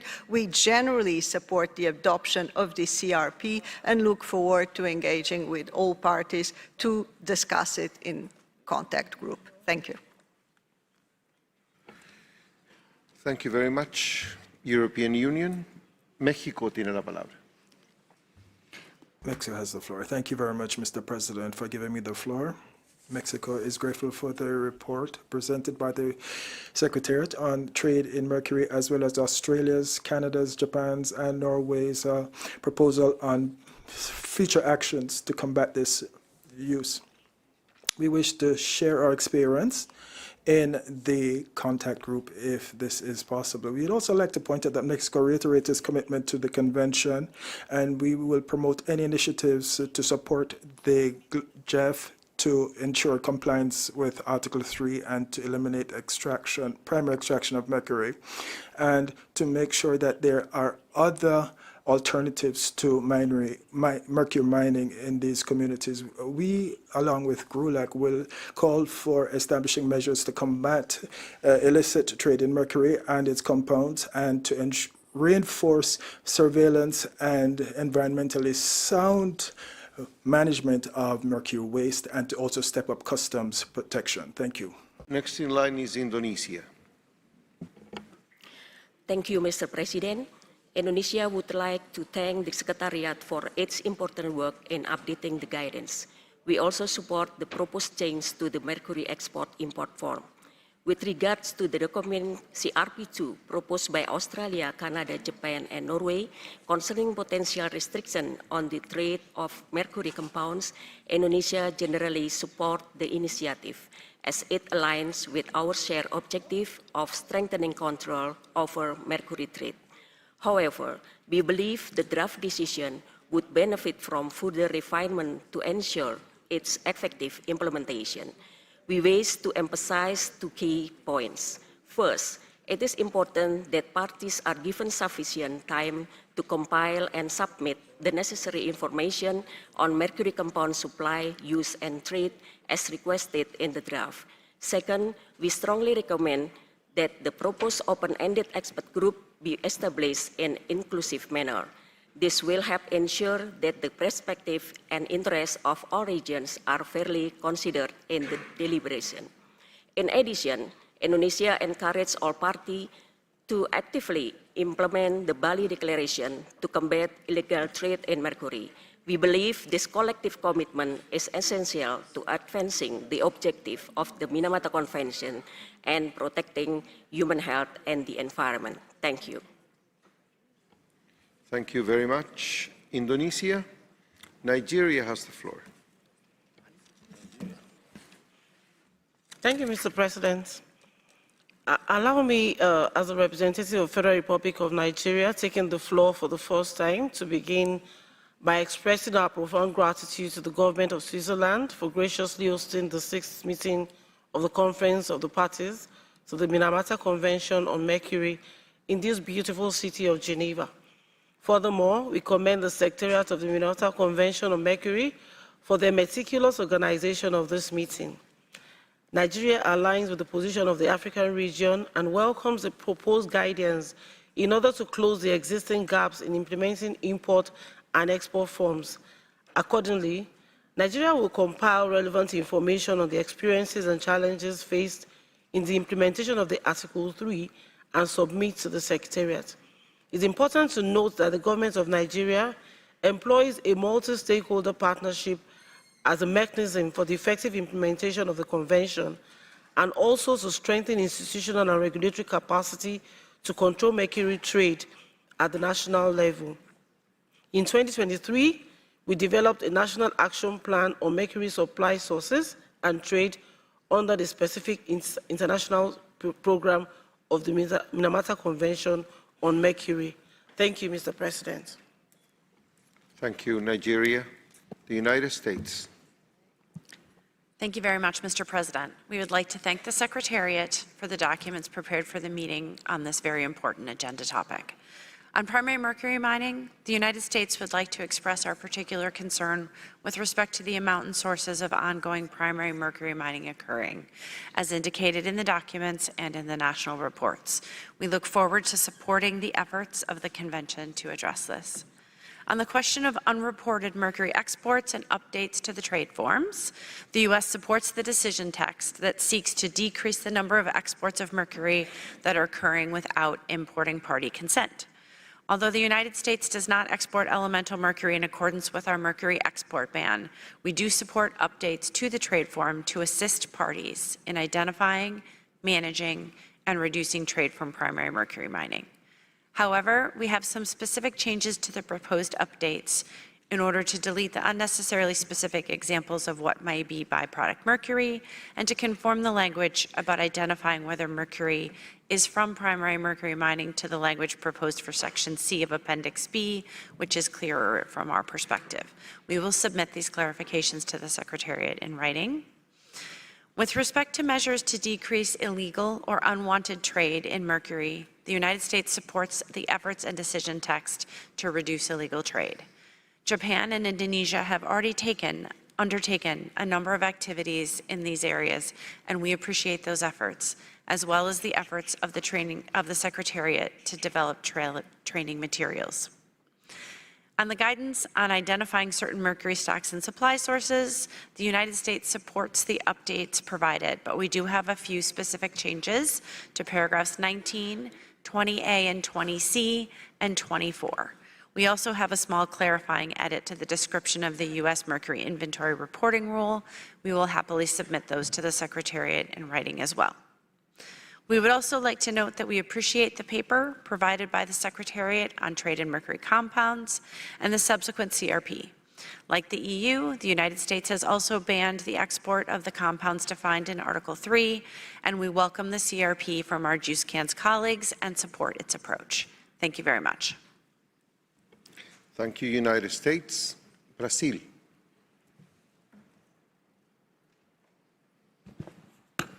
Thank you, Mr. Co-Chair, for giving me the floor. Sorry, thank you, Mr. President, for giving me the floor. With regard to mercury supply sources and trade, and the draft decision contained in document 6/5, Brazil wishes to emphasize that combating the illegal trade in mercury is central to the effectiveness of the Minamata Convention. In Brazil, we have undertaken strong and coordinated enforcement actions involving the Ministry of Environment, the Ministry of Mines and Energy, the National Mining Agency, the Environmental Agency IBAMA, the Federal Police, and the Public Prosecutor's Office. These joint operations include the judicial blocking of illicit mercury sales, the seizure and destruction of illegal mining equipment in the Amazon, and large-scale inspections targeting mercury trade and use. Altogether, these efforts have resulted in more than 1 billion reais in financial losses to illegal operations. Our national experience shows that significant volumes of mercury continue to be diverted from legal to illegal markets, especially to supply artisanal and small-scale gold mining.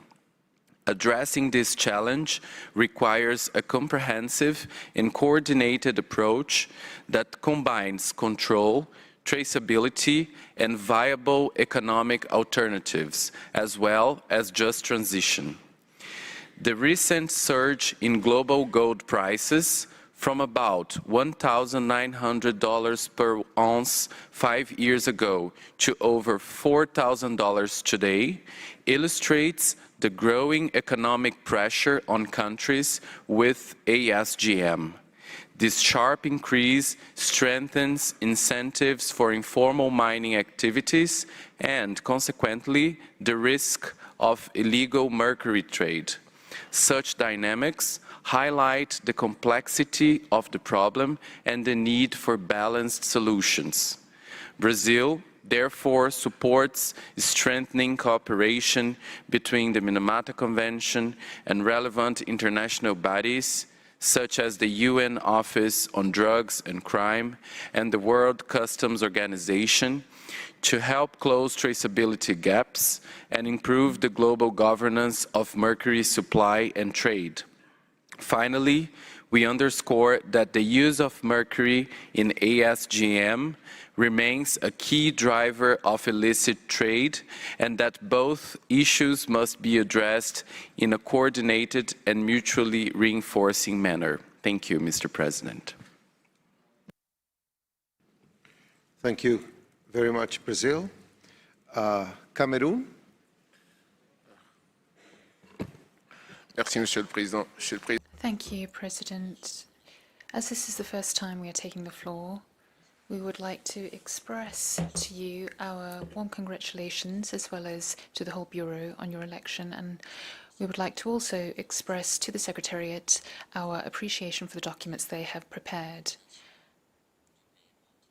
and also to express to the host country our thanks for their hospitality.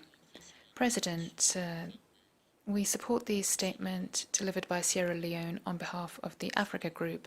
We welcome the proposal of Canada and co-sponsors on mercury compounds, as well as the documents provided by the Secretariat on this issue. We note the relevance of the elements provided by the co-sponsors and, of course, the Secretariat on the need to include and improve follow-up on the supply, production, trade and use of mercury compounds to better achieve the objectives of the Convention. And as has just been underscored by previous speakers, there is a need to increase cooperation in order to facilitate the enforcement of measures by all parties. Consequently, we take note of the information on the assistance that is being provided to enable national authorities to better ensure the control and follow-up of the aforementioned products. And we express our openness to the draft decisions that have been submitted, and we support its adoption as well as the additional elements that have been mentioned by other delegations. Thank you. Thank you. Cameroon, Saudi Arabia.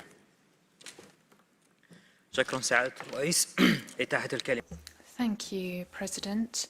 Thank you for giving me the floor. Saudi Arabia would like to thank the Secretariat and the states that have today presented the relevant documents, particularly with regard to the study of the global supply, production, trade and use of mercury compounds.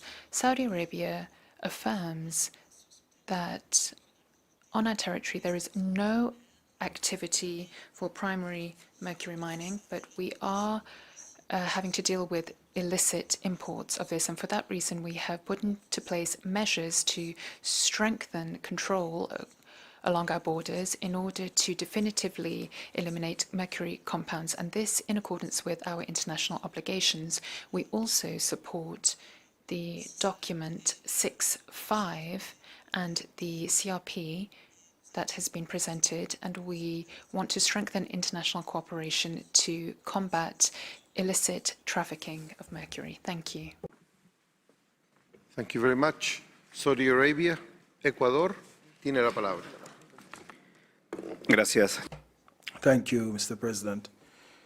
We have the honor to present this statement on behalf of Bolivia, Colombia, Ecuador, and Peru, and the Andean Mercury Observatory of the Andean Community. Regarding the mercury supply, sources, and trade, we are grateful for the documents that were prepared for this meeting, and we'd also like to highlight the JEF project 11047 mentioned in Grulak's intervention, in which 4 countries are participating along with Honduras and Mexico. This is to accelerate compliance with the convention through better understanding and control of mercury trade in our countries, and to promote regional cooperation to strengthen control of the main flows of mercury and its compounds. This type of initiatives strengthens other projects under the observatory and helps advance the objectives promoted by Andean countries, and we support the decision to encourage parties to continue to submit information to the Secretariat on their experience in preventing and combating the illegal trade in mercury, especially with respect to the use of forms related to Article 3, which strengthens transparency, technical cooperation, and regional cooperation.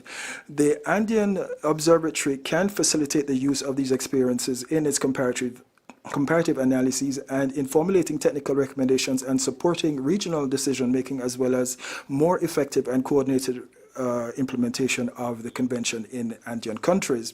We also support the proposal for the Secretariat to carry out case studies geared towards preventing and combating the illegal trade in mercury, and to include a study related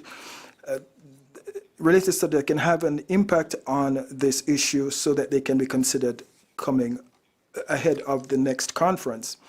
Case studies, in addition to providing concrete evidence on countries' challenges and responses implemented, can serve as a key input in the work of the observatory in identifying regional trends and in drafting recommendations based on good practices, the result of which can enhance cooperation among Andean countries and promote the adoption of coordinated strategies and help prepare regional technical contributions to the next conferences of the parties. Thank you. Muchas gracias. Thank you very much, Ecuador. I now give the floor to Suriname. Thank you, Mr. President, and we of the delegation of Suriname want to thank also the Secretariat who prepared the documents. For Suriname, agenda item 4A on supply and trade is not a theoretical exercise. It is a source of our greatest national challenge: artisanal and small-scale gold mining. We do not have primary mercury mining. Our problem is the flood of illicit mercury that crosses our borders, supplying the informal SGEM sector and causing harm to our Amazonian ecosystem and people. Our Ministry of Natural Resources and the National Environmental Authority are working tirelessly to implement our National Action Plan for the ASGM. But these downstream efforts to formalize the sector are constantly undermined by this upstream illicit trade. Therefore, Suriname welcomes the study in document COP6/5/@1. We are deeply concerned that the trade in mercury compounds is being used as a loophole to circumvent the convention and supply mercury to the ASGM sector. Mr. President, we cannot succeed on Article 7 if we failed on Article 3. We urge parties to close this loophole. We support listing mercury compounds. This is essential to stop the illicit flow, to protect our environment, to meet our NDC and NBSAP commitments, and to ensure the health of our people. Thank you. Thank you very much, Suriname. Next in line is China. Thank you, Mr. President.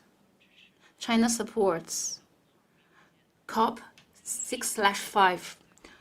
Since entering the force of the convention, China has carried out a series of initiatives to strengthen the regulation of mercury supply sources and trade, achieving positive results. We have banned new primary mercury mines, and the production of existing mercury mines has continued to decline. We also support to take strict measures to combat illicit mercury trade. Several parties have mentioned illicit mercury mines, which is of great concern to us. We also support their proposal. In China, we have been improving our law enforcement capacities continuously. China also thanks the Secretariat for preparing the document for the meeting, as well as the CRP provided by several countries. Regarding the report, a study on supply trade and the use of mercury compounds to be considered by the conference, we believe the report draws on multiple data sources.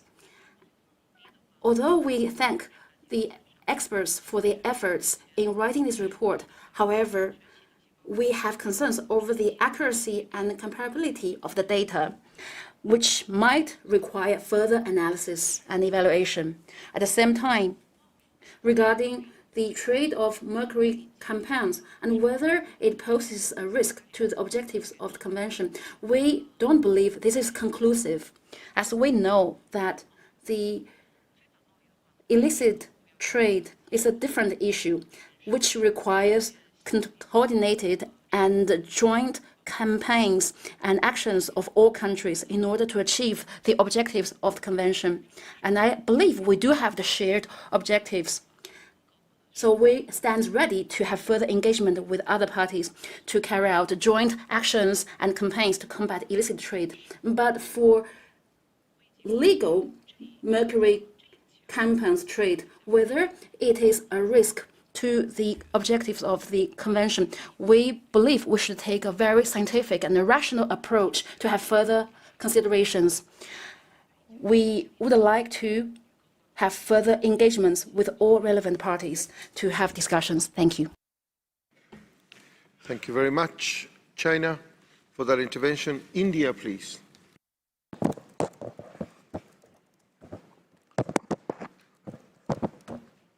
Thank you, Mr. President. We appreciate the intersessional work undertaken by the Secretariat on the implementation of Article 3 of the Convention. In the terms of the reference of the open-ended working group has been stated to undertake further investigation on the need for controls on trade of specific mercury compounds. The text of the Convention, Mr. President, does not provide any kind of investigation on trade activities. In para 13 of the Article 3, the Convention only mandates the evaluation whether the trade in specific mercury compounds compromises the objective of the Convention. We also think that the reporting requirement and timeline mentioned in para 3 of the draft decision under the CRP2 needs further deliberation, as this has the potential of putting additional reporting requirements on parties. And therefore, India proposes that the CRP2 may be referred to the contact group as further deliberation is required on the draft decision. Thank you. Thank you, India. And that concludes the list of parties requesting for the floor. It is noon, So now I'm going to go to observers, then I'm going to try to set the path forward, which I still have my doubts in my mind, and then we're going to go to program of work and budget, because we need to set up that group before we adjourn the morning plenary. So once again, the appeal is to be as succinct as possible in your interventions. First in line is the Environmental Investigation Agency. Thank you, Mr. President. Recent research and investigation have documented how informal and illegal primary mercury mining fuels illegal gold mining. For instance, as publicly reported, dozens of tons of elemental mercury are produced in Mexican mercury mines each year before being trafficked to Amazonian countries, including Bolivia, Colombia, Peru, where they are used by illegal gold miners. Organized criminal networks, including drug cartels, are frequently associated with these transnational supply chains. We commend the efforts by parties to address this complex issue and report on it. Fighting illegal activities with nexus to organized crime is challenging, but a doable task. For this reason, we invite parties to consider the approach as follows. First, prioritize and accelerate the phase-out of mercury primary mining at the global level, ideally by no later than December 2027. Fighting mercury trafficking should start at its source. Second, building on the Bali Declaration, create an illegal mercury mining and trade intersessional working group or an open-ended working group in order to facilitate information sharing regarding illegal mercury flows and the lessons learned from combating national and transnational organized crime. Third, generating know-how related to mercury mine closure is essential. This is why we recommend the launch, with the support of the Secretariat, of mercury mine step-by-step closure demonstration projects in order to document, monitor the impact, and facilitate information sharing amongst parties. We believe that Mexico and Indonesia will be ideally suited to lead such an important initiative. Thank you, Mr. President. Thank you very much, EIA. We have the Frankfurt Zoological Society. Buenas tardes. Good afternoon, and thank you, President. As you know, children in Amazon indigenous communities in Colombia are presenting with cognitive disorders because of their consumption of mercury-contaminated fish. Recent studies in indigenous territories in Colombia and Amazon reveal that between 10 and 28% of the fish consumed by these communities are showing concentrations of mercury higher than the safe limit for human health, and this is a problem experienced in all Amazon countries and their communities. We, the Amazon Alliance for the Reduction of the Impacts of Gold Mining, insist that this is the time for us to put an end to this crisis. The loophole that allows for the use of mercury in artisanal and small-scale mining is at variance with the objectives of this convention. 73% of the mercury in the Amazon comes from illegal sources, as was already mentioned by the EIA. Almost 200 metric tons smuggled in from Mexico between 2019 and 2024, facilitating illegal gold mining worth over $8 billion. This economy finances transnational criminal networks while it intoxicates and poisons the indigenous territories and the ecosystems in the Amazon basin. We need to eliminate the exception to the use of mercury in artisanal and small-scale gold mining, and to prohibit international trade in all types of mercury and accelerate the closure of primary mercury mines before 2032. Our proposal as a civil society working for the well-being of the Amazon is that we amend the Minamata Convention and prohibit the trade and use of mercury in ASGM, we make an urgent call for reiterate the EIA and special rapporteur's call for mercury to be made history. Aipen.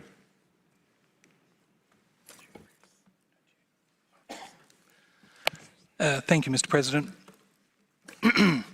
I speak on behalf of IPEN. Mercury compounds are clearly being traded to circumvent the Convention's mercury trade restrictions.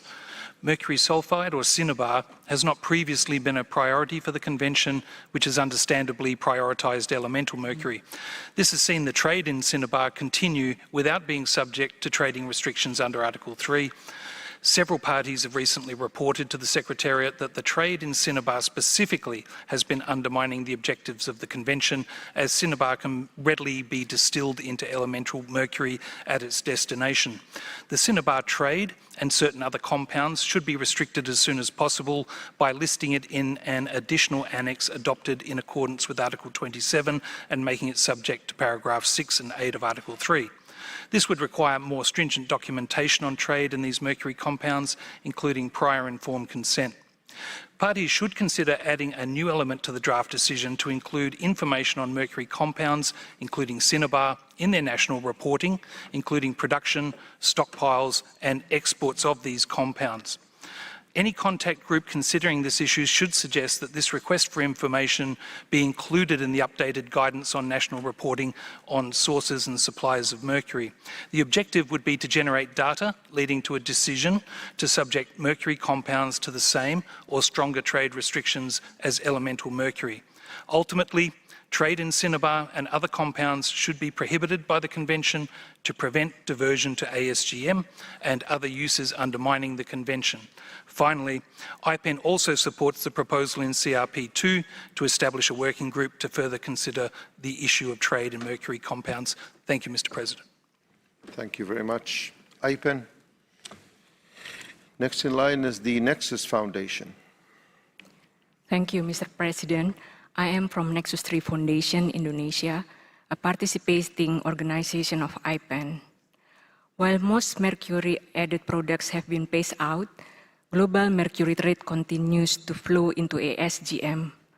Minamata initial assessment revealed a large gap between reported imports and actual use, showing that the Convention has not effectively reduced mercury use and trade.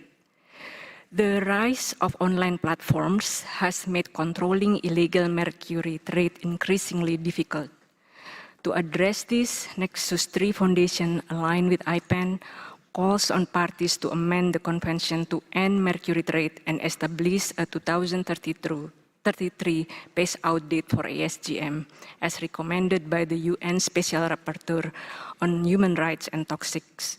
In addition, the phase-out of primary mercury mining should be accelerated to 2027.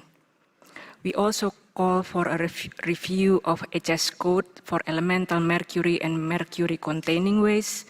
We support the recommendation of the UNEP INF 6 document calling on parties to include national roadmaps quantifying mercury trade flows, capacity building, stakeholder engagement, and establishing mechanisms for safe handling, storage, and disposal.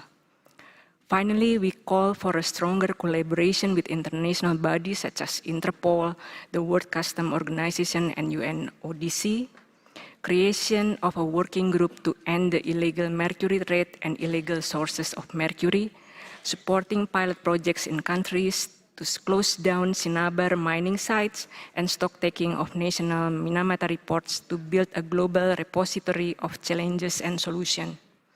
These steps are urgently needed to curb mercury trade and protect human health and the environment. Thank you. Thank you very much. Nexus 3, NRDC has the floor. The continuing and substantial production of mercury from primary mercury mining must stop.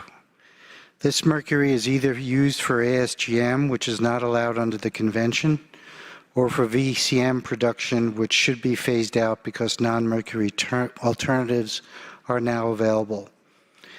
Until the mines are closed, greater efforts are needed to stem the illegal trade of mercury for ASGM, which is now intertwined with organized crime and other larger issues.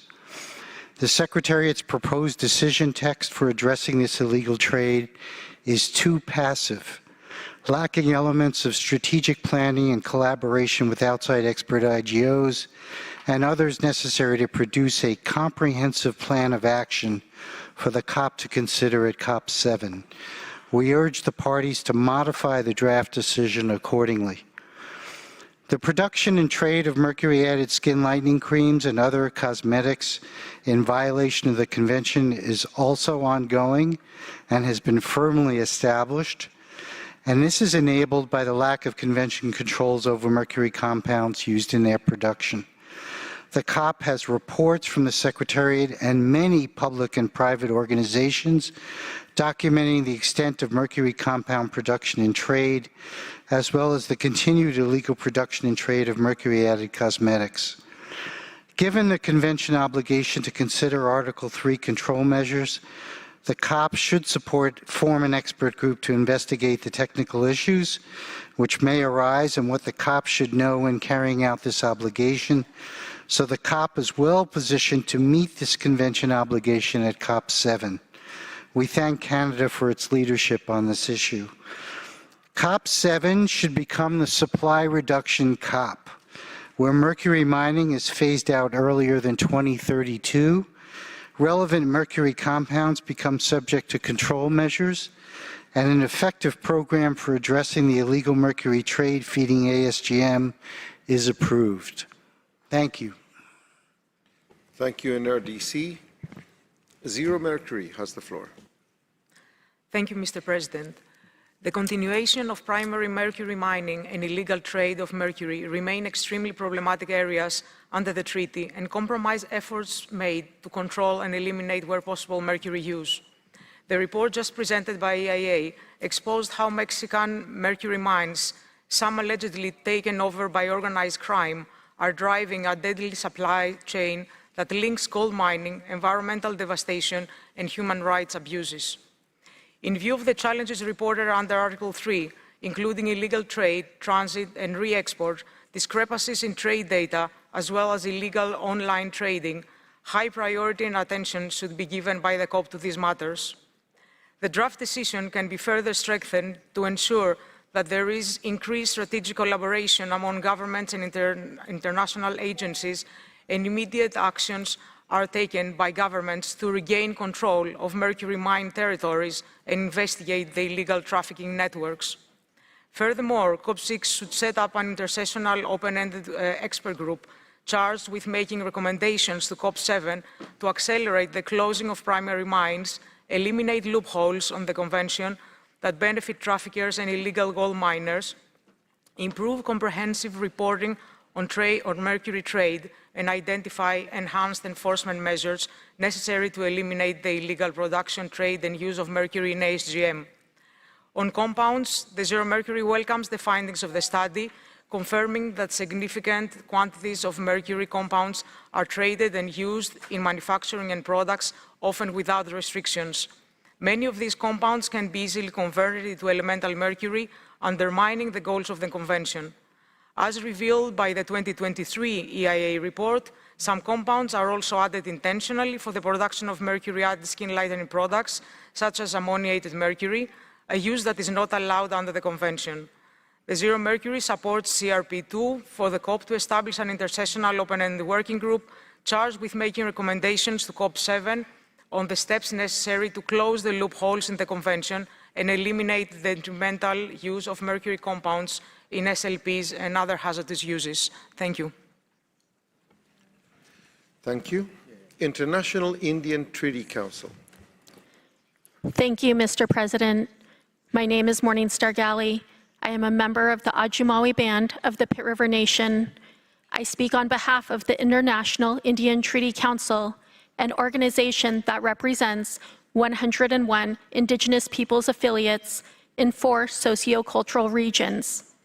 We begin by citing the relevant article of the United Nations Declaration on the Rights of Indigenous Peoples, Article 29, Section 2, which says, States shall take effective measures to ensure that no storage or disposal of hazardous materials shall take place in the lands or territories of Indigenous peoples without their free, prior, and informed consent.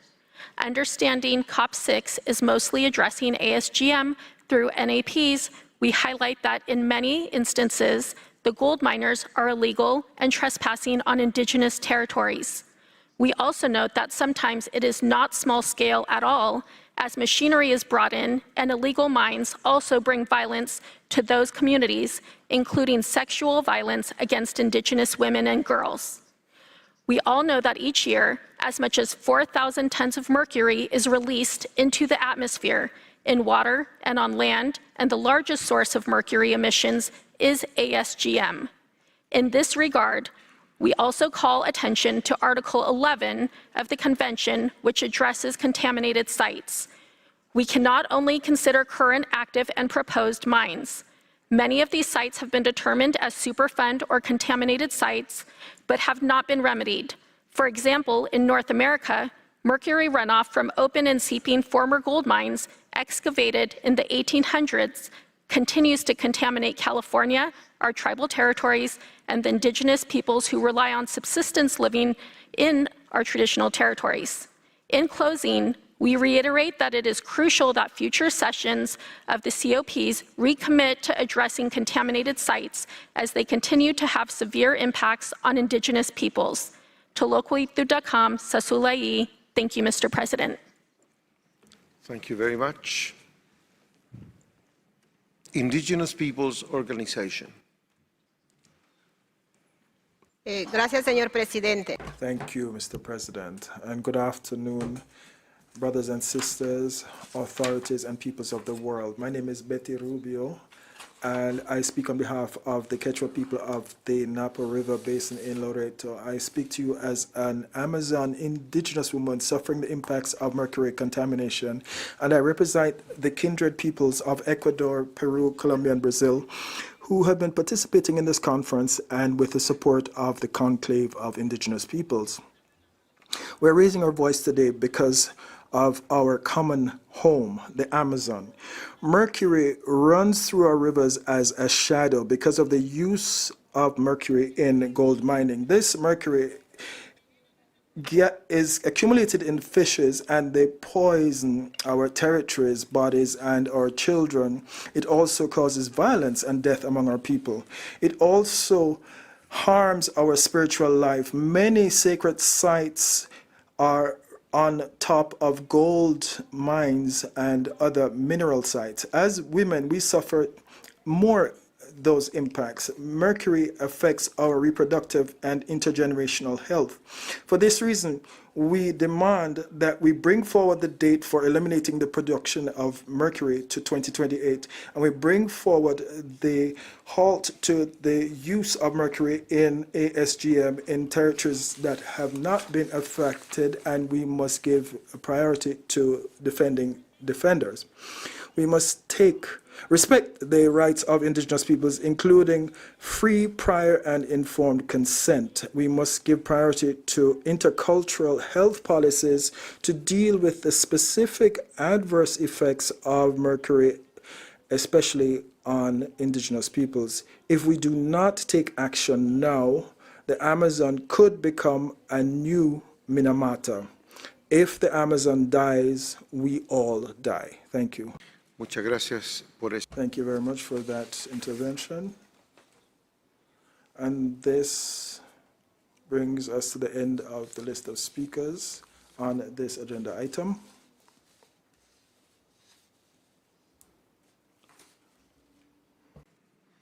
Looking into the way forward,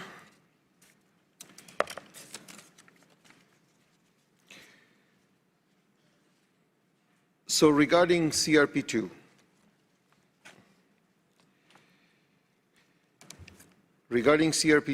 what I see is general support for the proposed document from most of the parties that spoke. I could see only that 2 parties are going to make proposals for some amendments to the CRP. One party requested further discussion. So I think this is quite easy. My proposal is to request the co-sponsors of the CRP to consult with the parties who made the proposal or requested further discussion to see how the proposals can be accommodated into that document.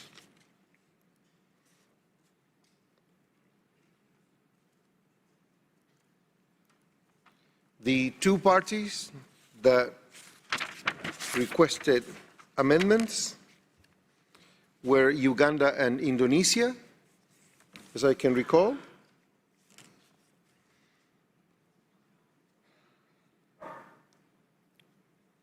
So if somebody of you, when I say somebody of you, is either Canada, Australia, Norway, or Japan, can lead discussions and inform me if they can accommodate so we can have a clean text.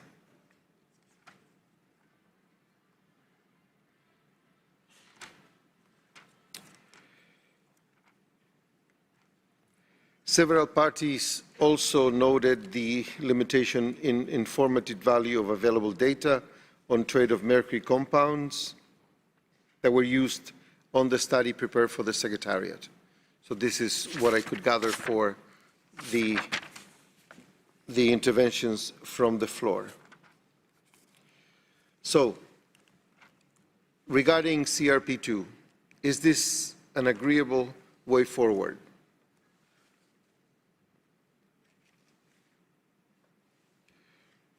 Okay, I see no objection.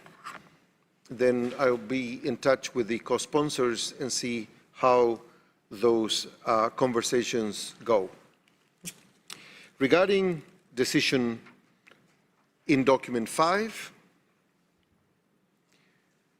I noted two parties in making comments to the proposed updates to the guidance on stock and sources and to the guidance on trade forms. So as suggested by one party, we invite those with proposals or amendments to submit those to the Secretariat by the end of this plenary. Now, regarding the main body of the draft decision, I noted that two parties made substantive comments. And my invitation is also to submit them in writing to the Secretariat. And when we receive those amendments proposed, I will task the Secretariat to make a revised CRP. And we will upload that CRP on the website.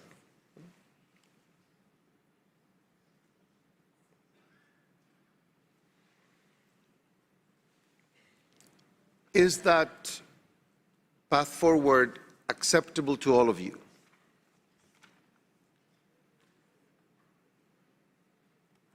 Japan, you have the floor. Thank you, Mr. President, for summarizing the way forward. That's all clear to us. And Japan would like to make one minor changes to the draft decision. So yeah, we'd like to send the proposed text to the Secretariat. Thank you. To the draft decision in document 5? Yeah, draft document 5, yes. Okay, very good. Thank you very much, Japan. So 3 parties. So now with that intervention by Japan, can I pose the question again? Do you agree to the way forward?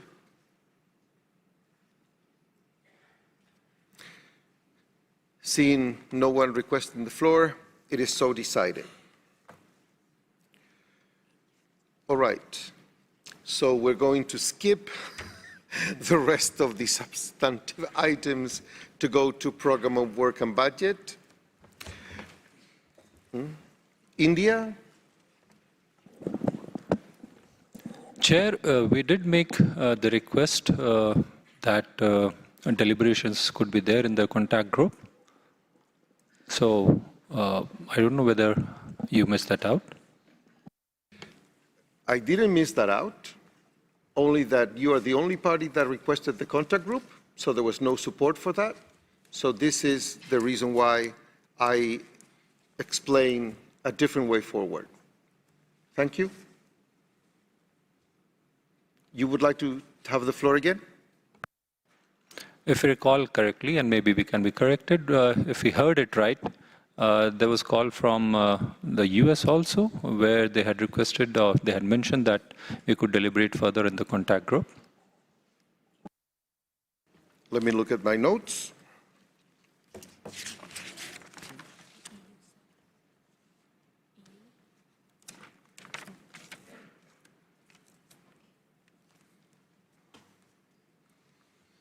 I don't see anything in my notes.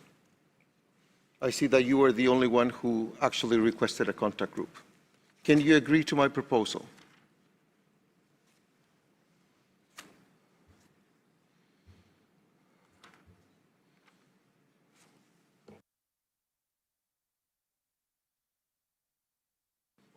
India? Chair, as I said, we did hear one party, and my colleague also mentions that one other party had also mentioned that we would look forward to have further discussions. But in any case, please do allow us then to propose some amendments on the 2 points that we had made. Yes, sir. You will be able to make those amendments. If you have amendments to the draft decision in document 5, we ask you to submit those amendments to the Secretariat. If you have amendments to CRP2, we request that you get in touch with the sponsors of that CRP in order for them to try to accommodate your requests. Is that okay with you? Thank you. Thank you, sir. So now we can proceed with Program of Work and Budget. Okay, from the outset, we all know what happens when we open this agenda item. We will set up a contact group nevertheless. So in this case, and because we only have half an hour, and then we have no more interpretation, I will open the item. I will give the floor to the Secretariat to introduce the relevant documents. And then when you have interventions, please, interventions no longer than 2 minutes. If I arrive at 5 to 1 and I still see a list of interventions from parties, I will park, I will set up the contact group so they can work over lunch, and then we will continue hearing those interventions. Is that agreeable to all of you? I don't see anybody requesting the floor, so we will proceed on that fashion.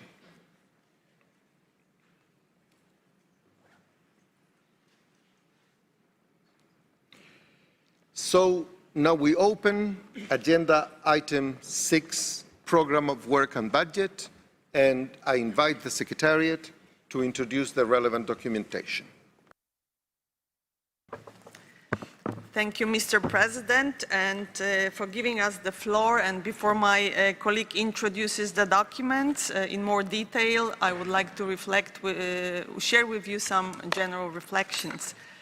One of the advantages of the Minamata Convention is that its program of work is focused and organized around a set of priorities that directly reflect the core requirements of the Convention.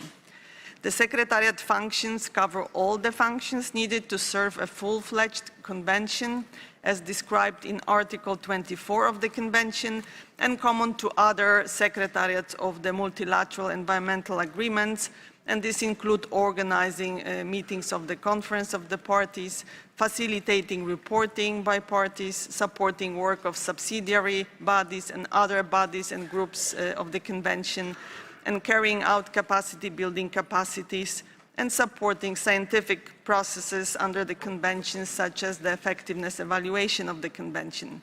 The Secretariat has also some additional functions, such as administering the specific international program. Despite the Secretariat being small, perhaps the smallest among the global environmental agreements, we have delivered on our tasks as mandated by the COPs, and we operate on the basis of the principle of efficiency and effectiveness. The budget of the Minamata Convention has always been very modest, and many programmatic activities rely on the Secretariat human resources for them to be implemented. Over the years, the contributions of most of parties to the General Trust Fund, the core budget of the Convention, have not necessarily been increasing, as new parties have been joining the Convention and therefore contributing their share to the agreed budget, and due to the changes in the scale of assessment for parties' contributions that are set at the level of UN.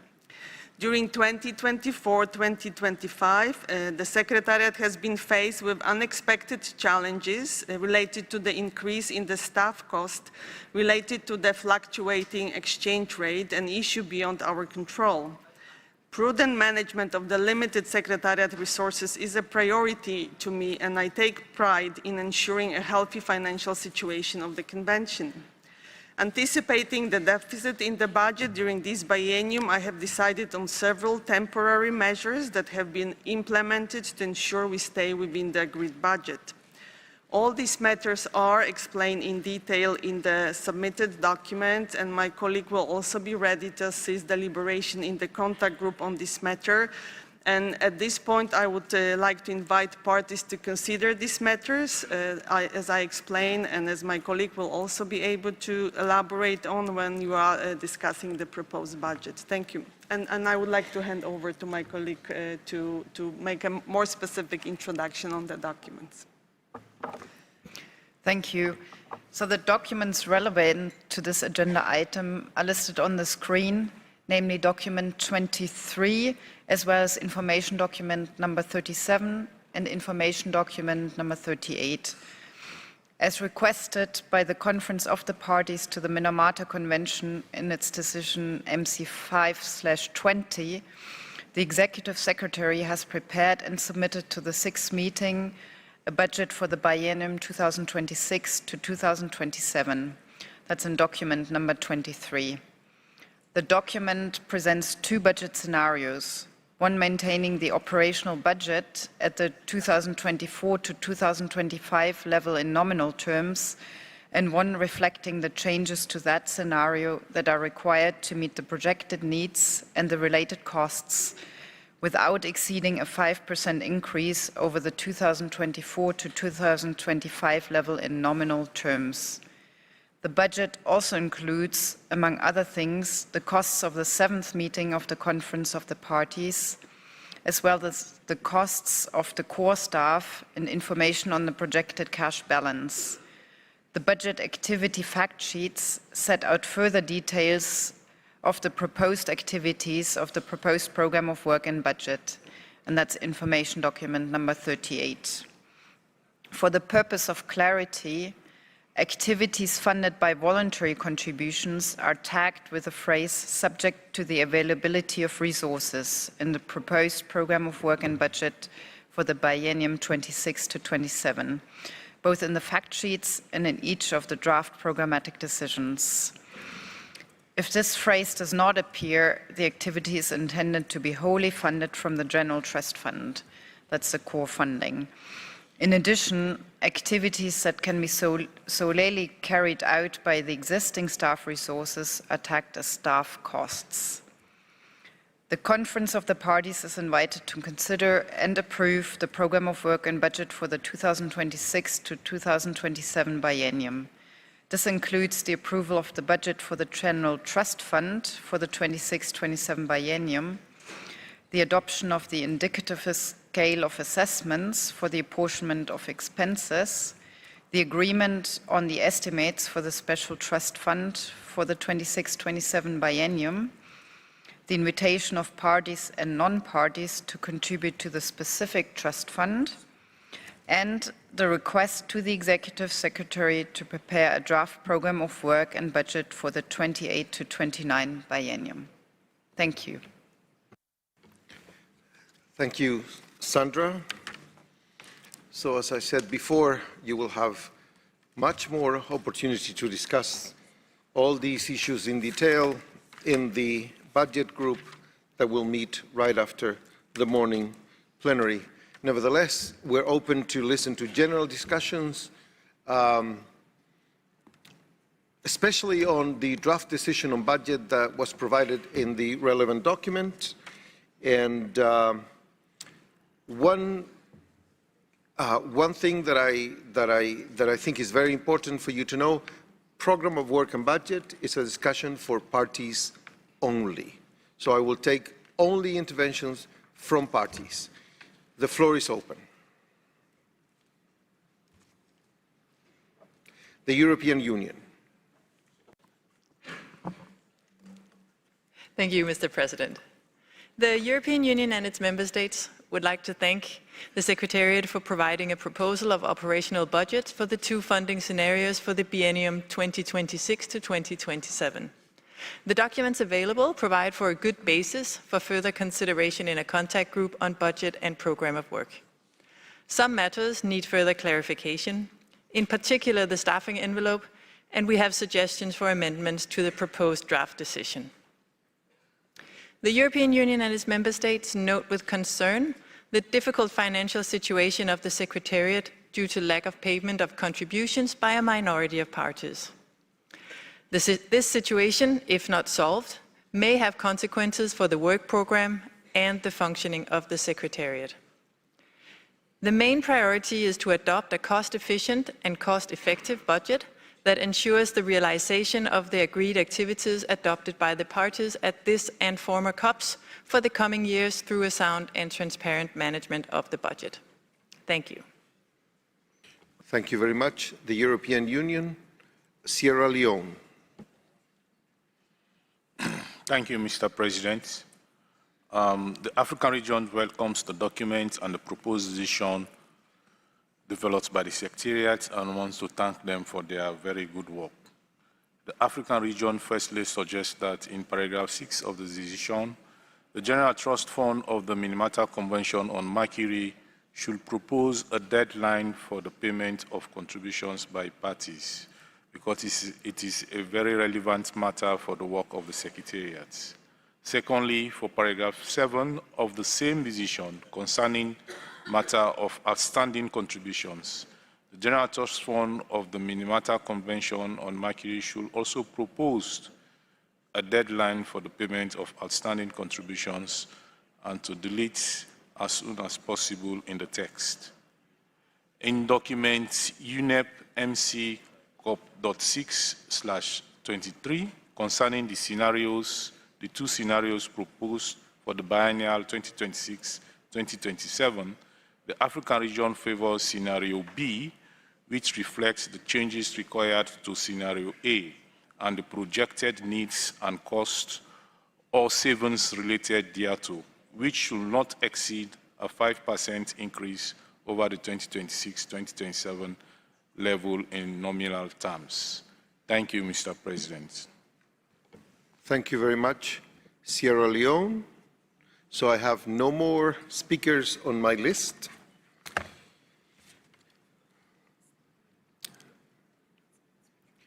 So now I will propose to set up a contact group on program of work and budget. And I propose that the mandate of the contact group is to arrive to an agreed proposal for a decision on the program of work and budget by deliberating on the proposed budgetary elements of the program of work and budget for 26-27.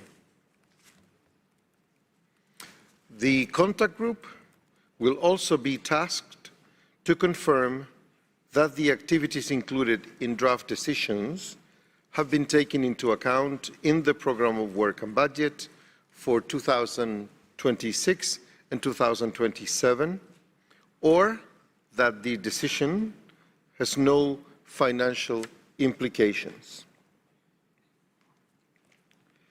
The contact group will start its work today during lunchtime from 1 p.m. until 3 p.m. in room C. Depending on the progress achieved and the availability of the time slots, further other allocations will be made through the day. The co-chairs of this contact group will report back to plenary as usual Wednesday in the morning. This group is set to conclude its work on the evening of Thursday, 6th of November, including completing consideration of the draft decision on budget. We are going to consider in plenary the program of work and budget for the next biennium, as well as the decision on budget on plenary on Friday. Are there any objections to this path forward?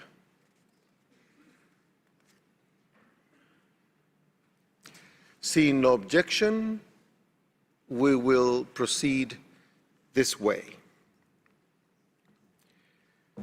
Once again, this contact group is to have delegates from parties only.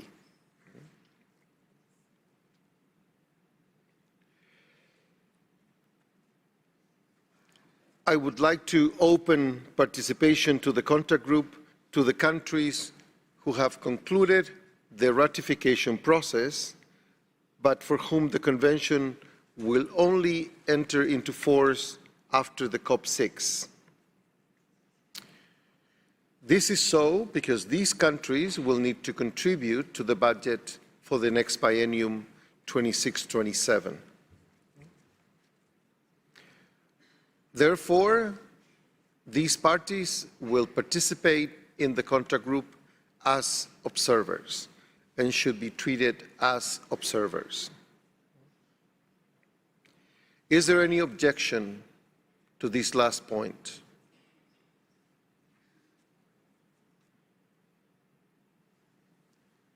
I see no objection, therefore is agreed.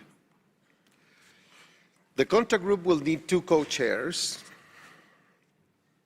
and after consultations with the Bureau, I would like to propose that Ms. Miriam Medel Garcia from Mexico and Ms. Evelyn Verhaar from the Netherlands be the co-chairs for this contact group. Are there any objections to this proposal for co-chairs?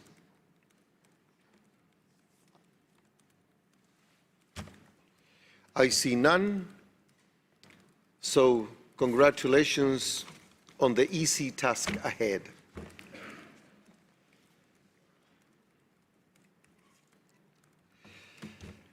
So the Secretariat, as usual, will support this group. Ms. Sandra Rucker from the Secretariat will be with you at all times. And I'm very much looking forward to hear from you on Wednesday morning.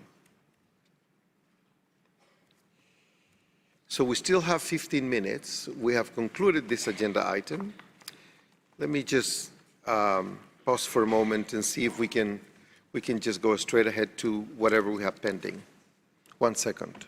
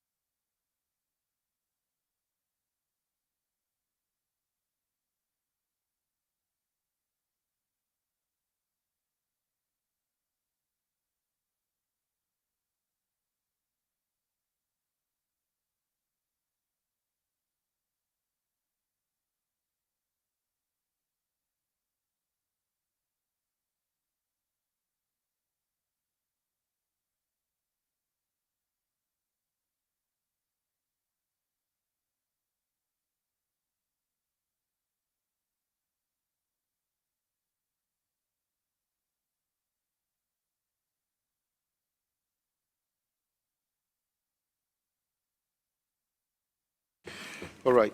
I think from the time management point of view, I think it's better just if we go to housekeeping and let the groups begin on time.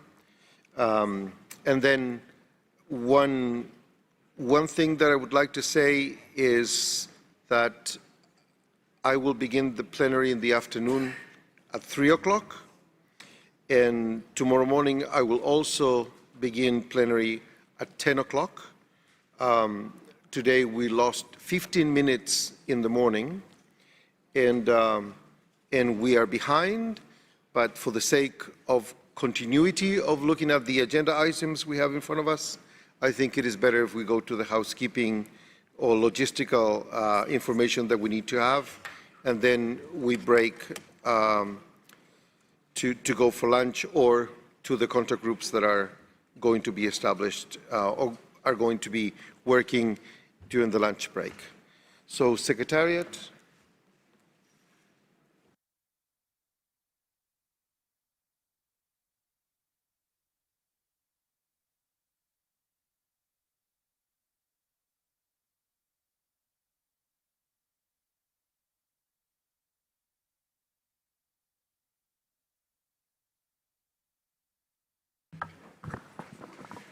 Thank you very much, Mr. President.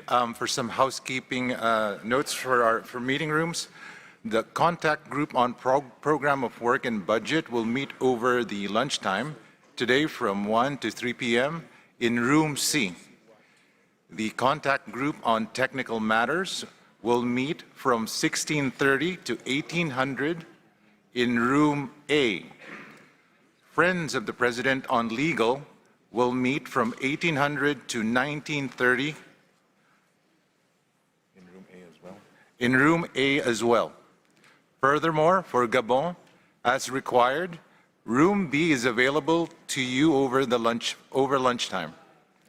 Finally, for those who were asked to send amendments to draft decisions in document 6.5, please submit to Minamata CRP. There's dashes in between there at un.org. Thank you. All right. Now that's the end of the housekeeping notes. We would like now to turn our attention, as we've started yesterday, we've been giving special recognitions. So we would like to turn today to accord some special recognition to parties for submitting their second full national reports. So if you would give us a moment, as you all very well know, the Minamata Convention has experienced a very strong national reporting rate for the past several reporting cycles. The Article 21 full national reporting is no small task. As you all know, most of the NFPs here, 43 multi-tiered questions for the full national report. And this means timely completion demands solid planning, cross-agency coordination, and strong data management.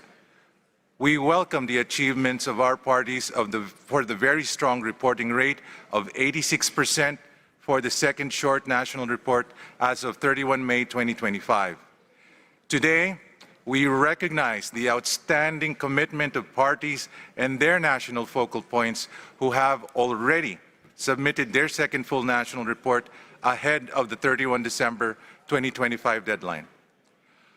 Mongolia leads the way with the first submission, followed by the Dominican Republic, Togo, Burundi, and the Netherlands. Thank you all for your leadership and proactive efforts. We also would like to note that Denmark, Sweden, and Austria. Sorry for the gaffe there.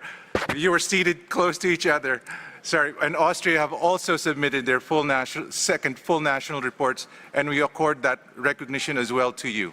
So, thank you for your leadership and proactive efforts. We would like to invite the representatives from each of these parties who are mentioned, sorry Australia, to the stage to a moment for your special recognition. We also remind all parties of the deadline of the second full national reports. If I haven't mentioned it already, 31 December 2025. Thank you all very much, and may we have the recipients of the special recognition on stage, please. Thank you.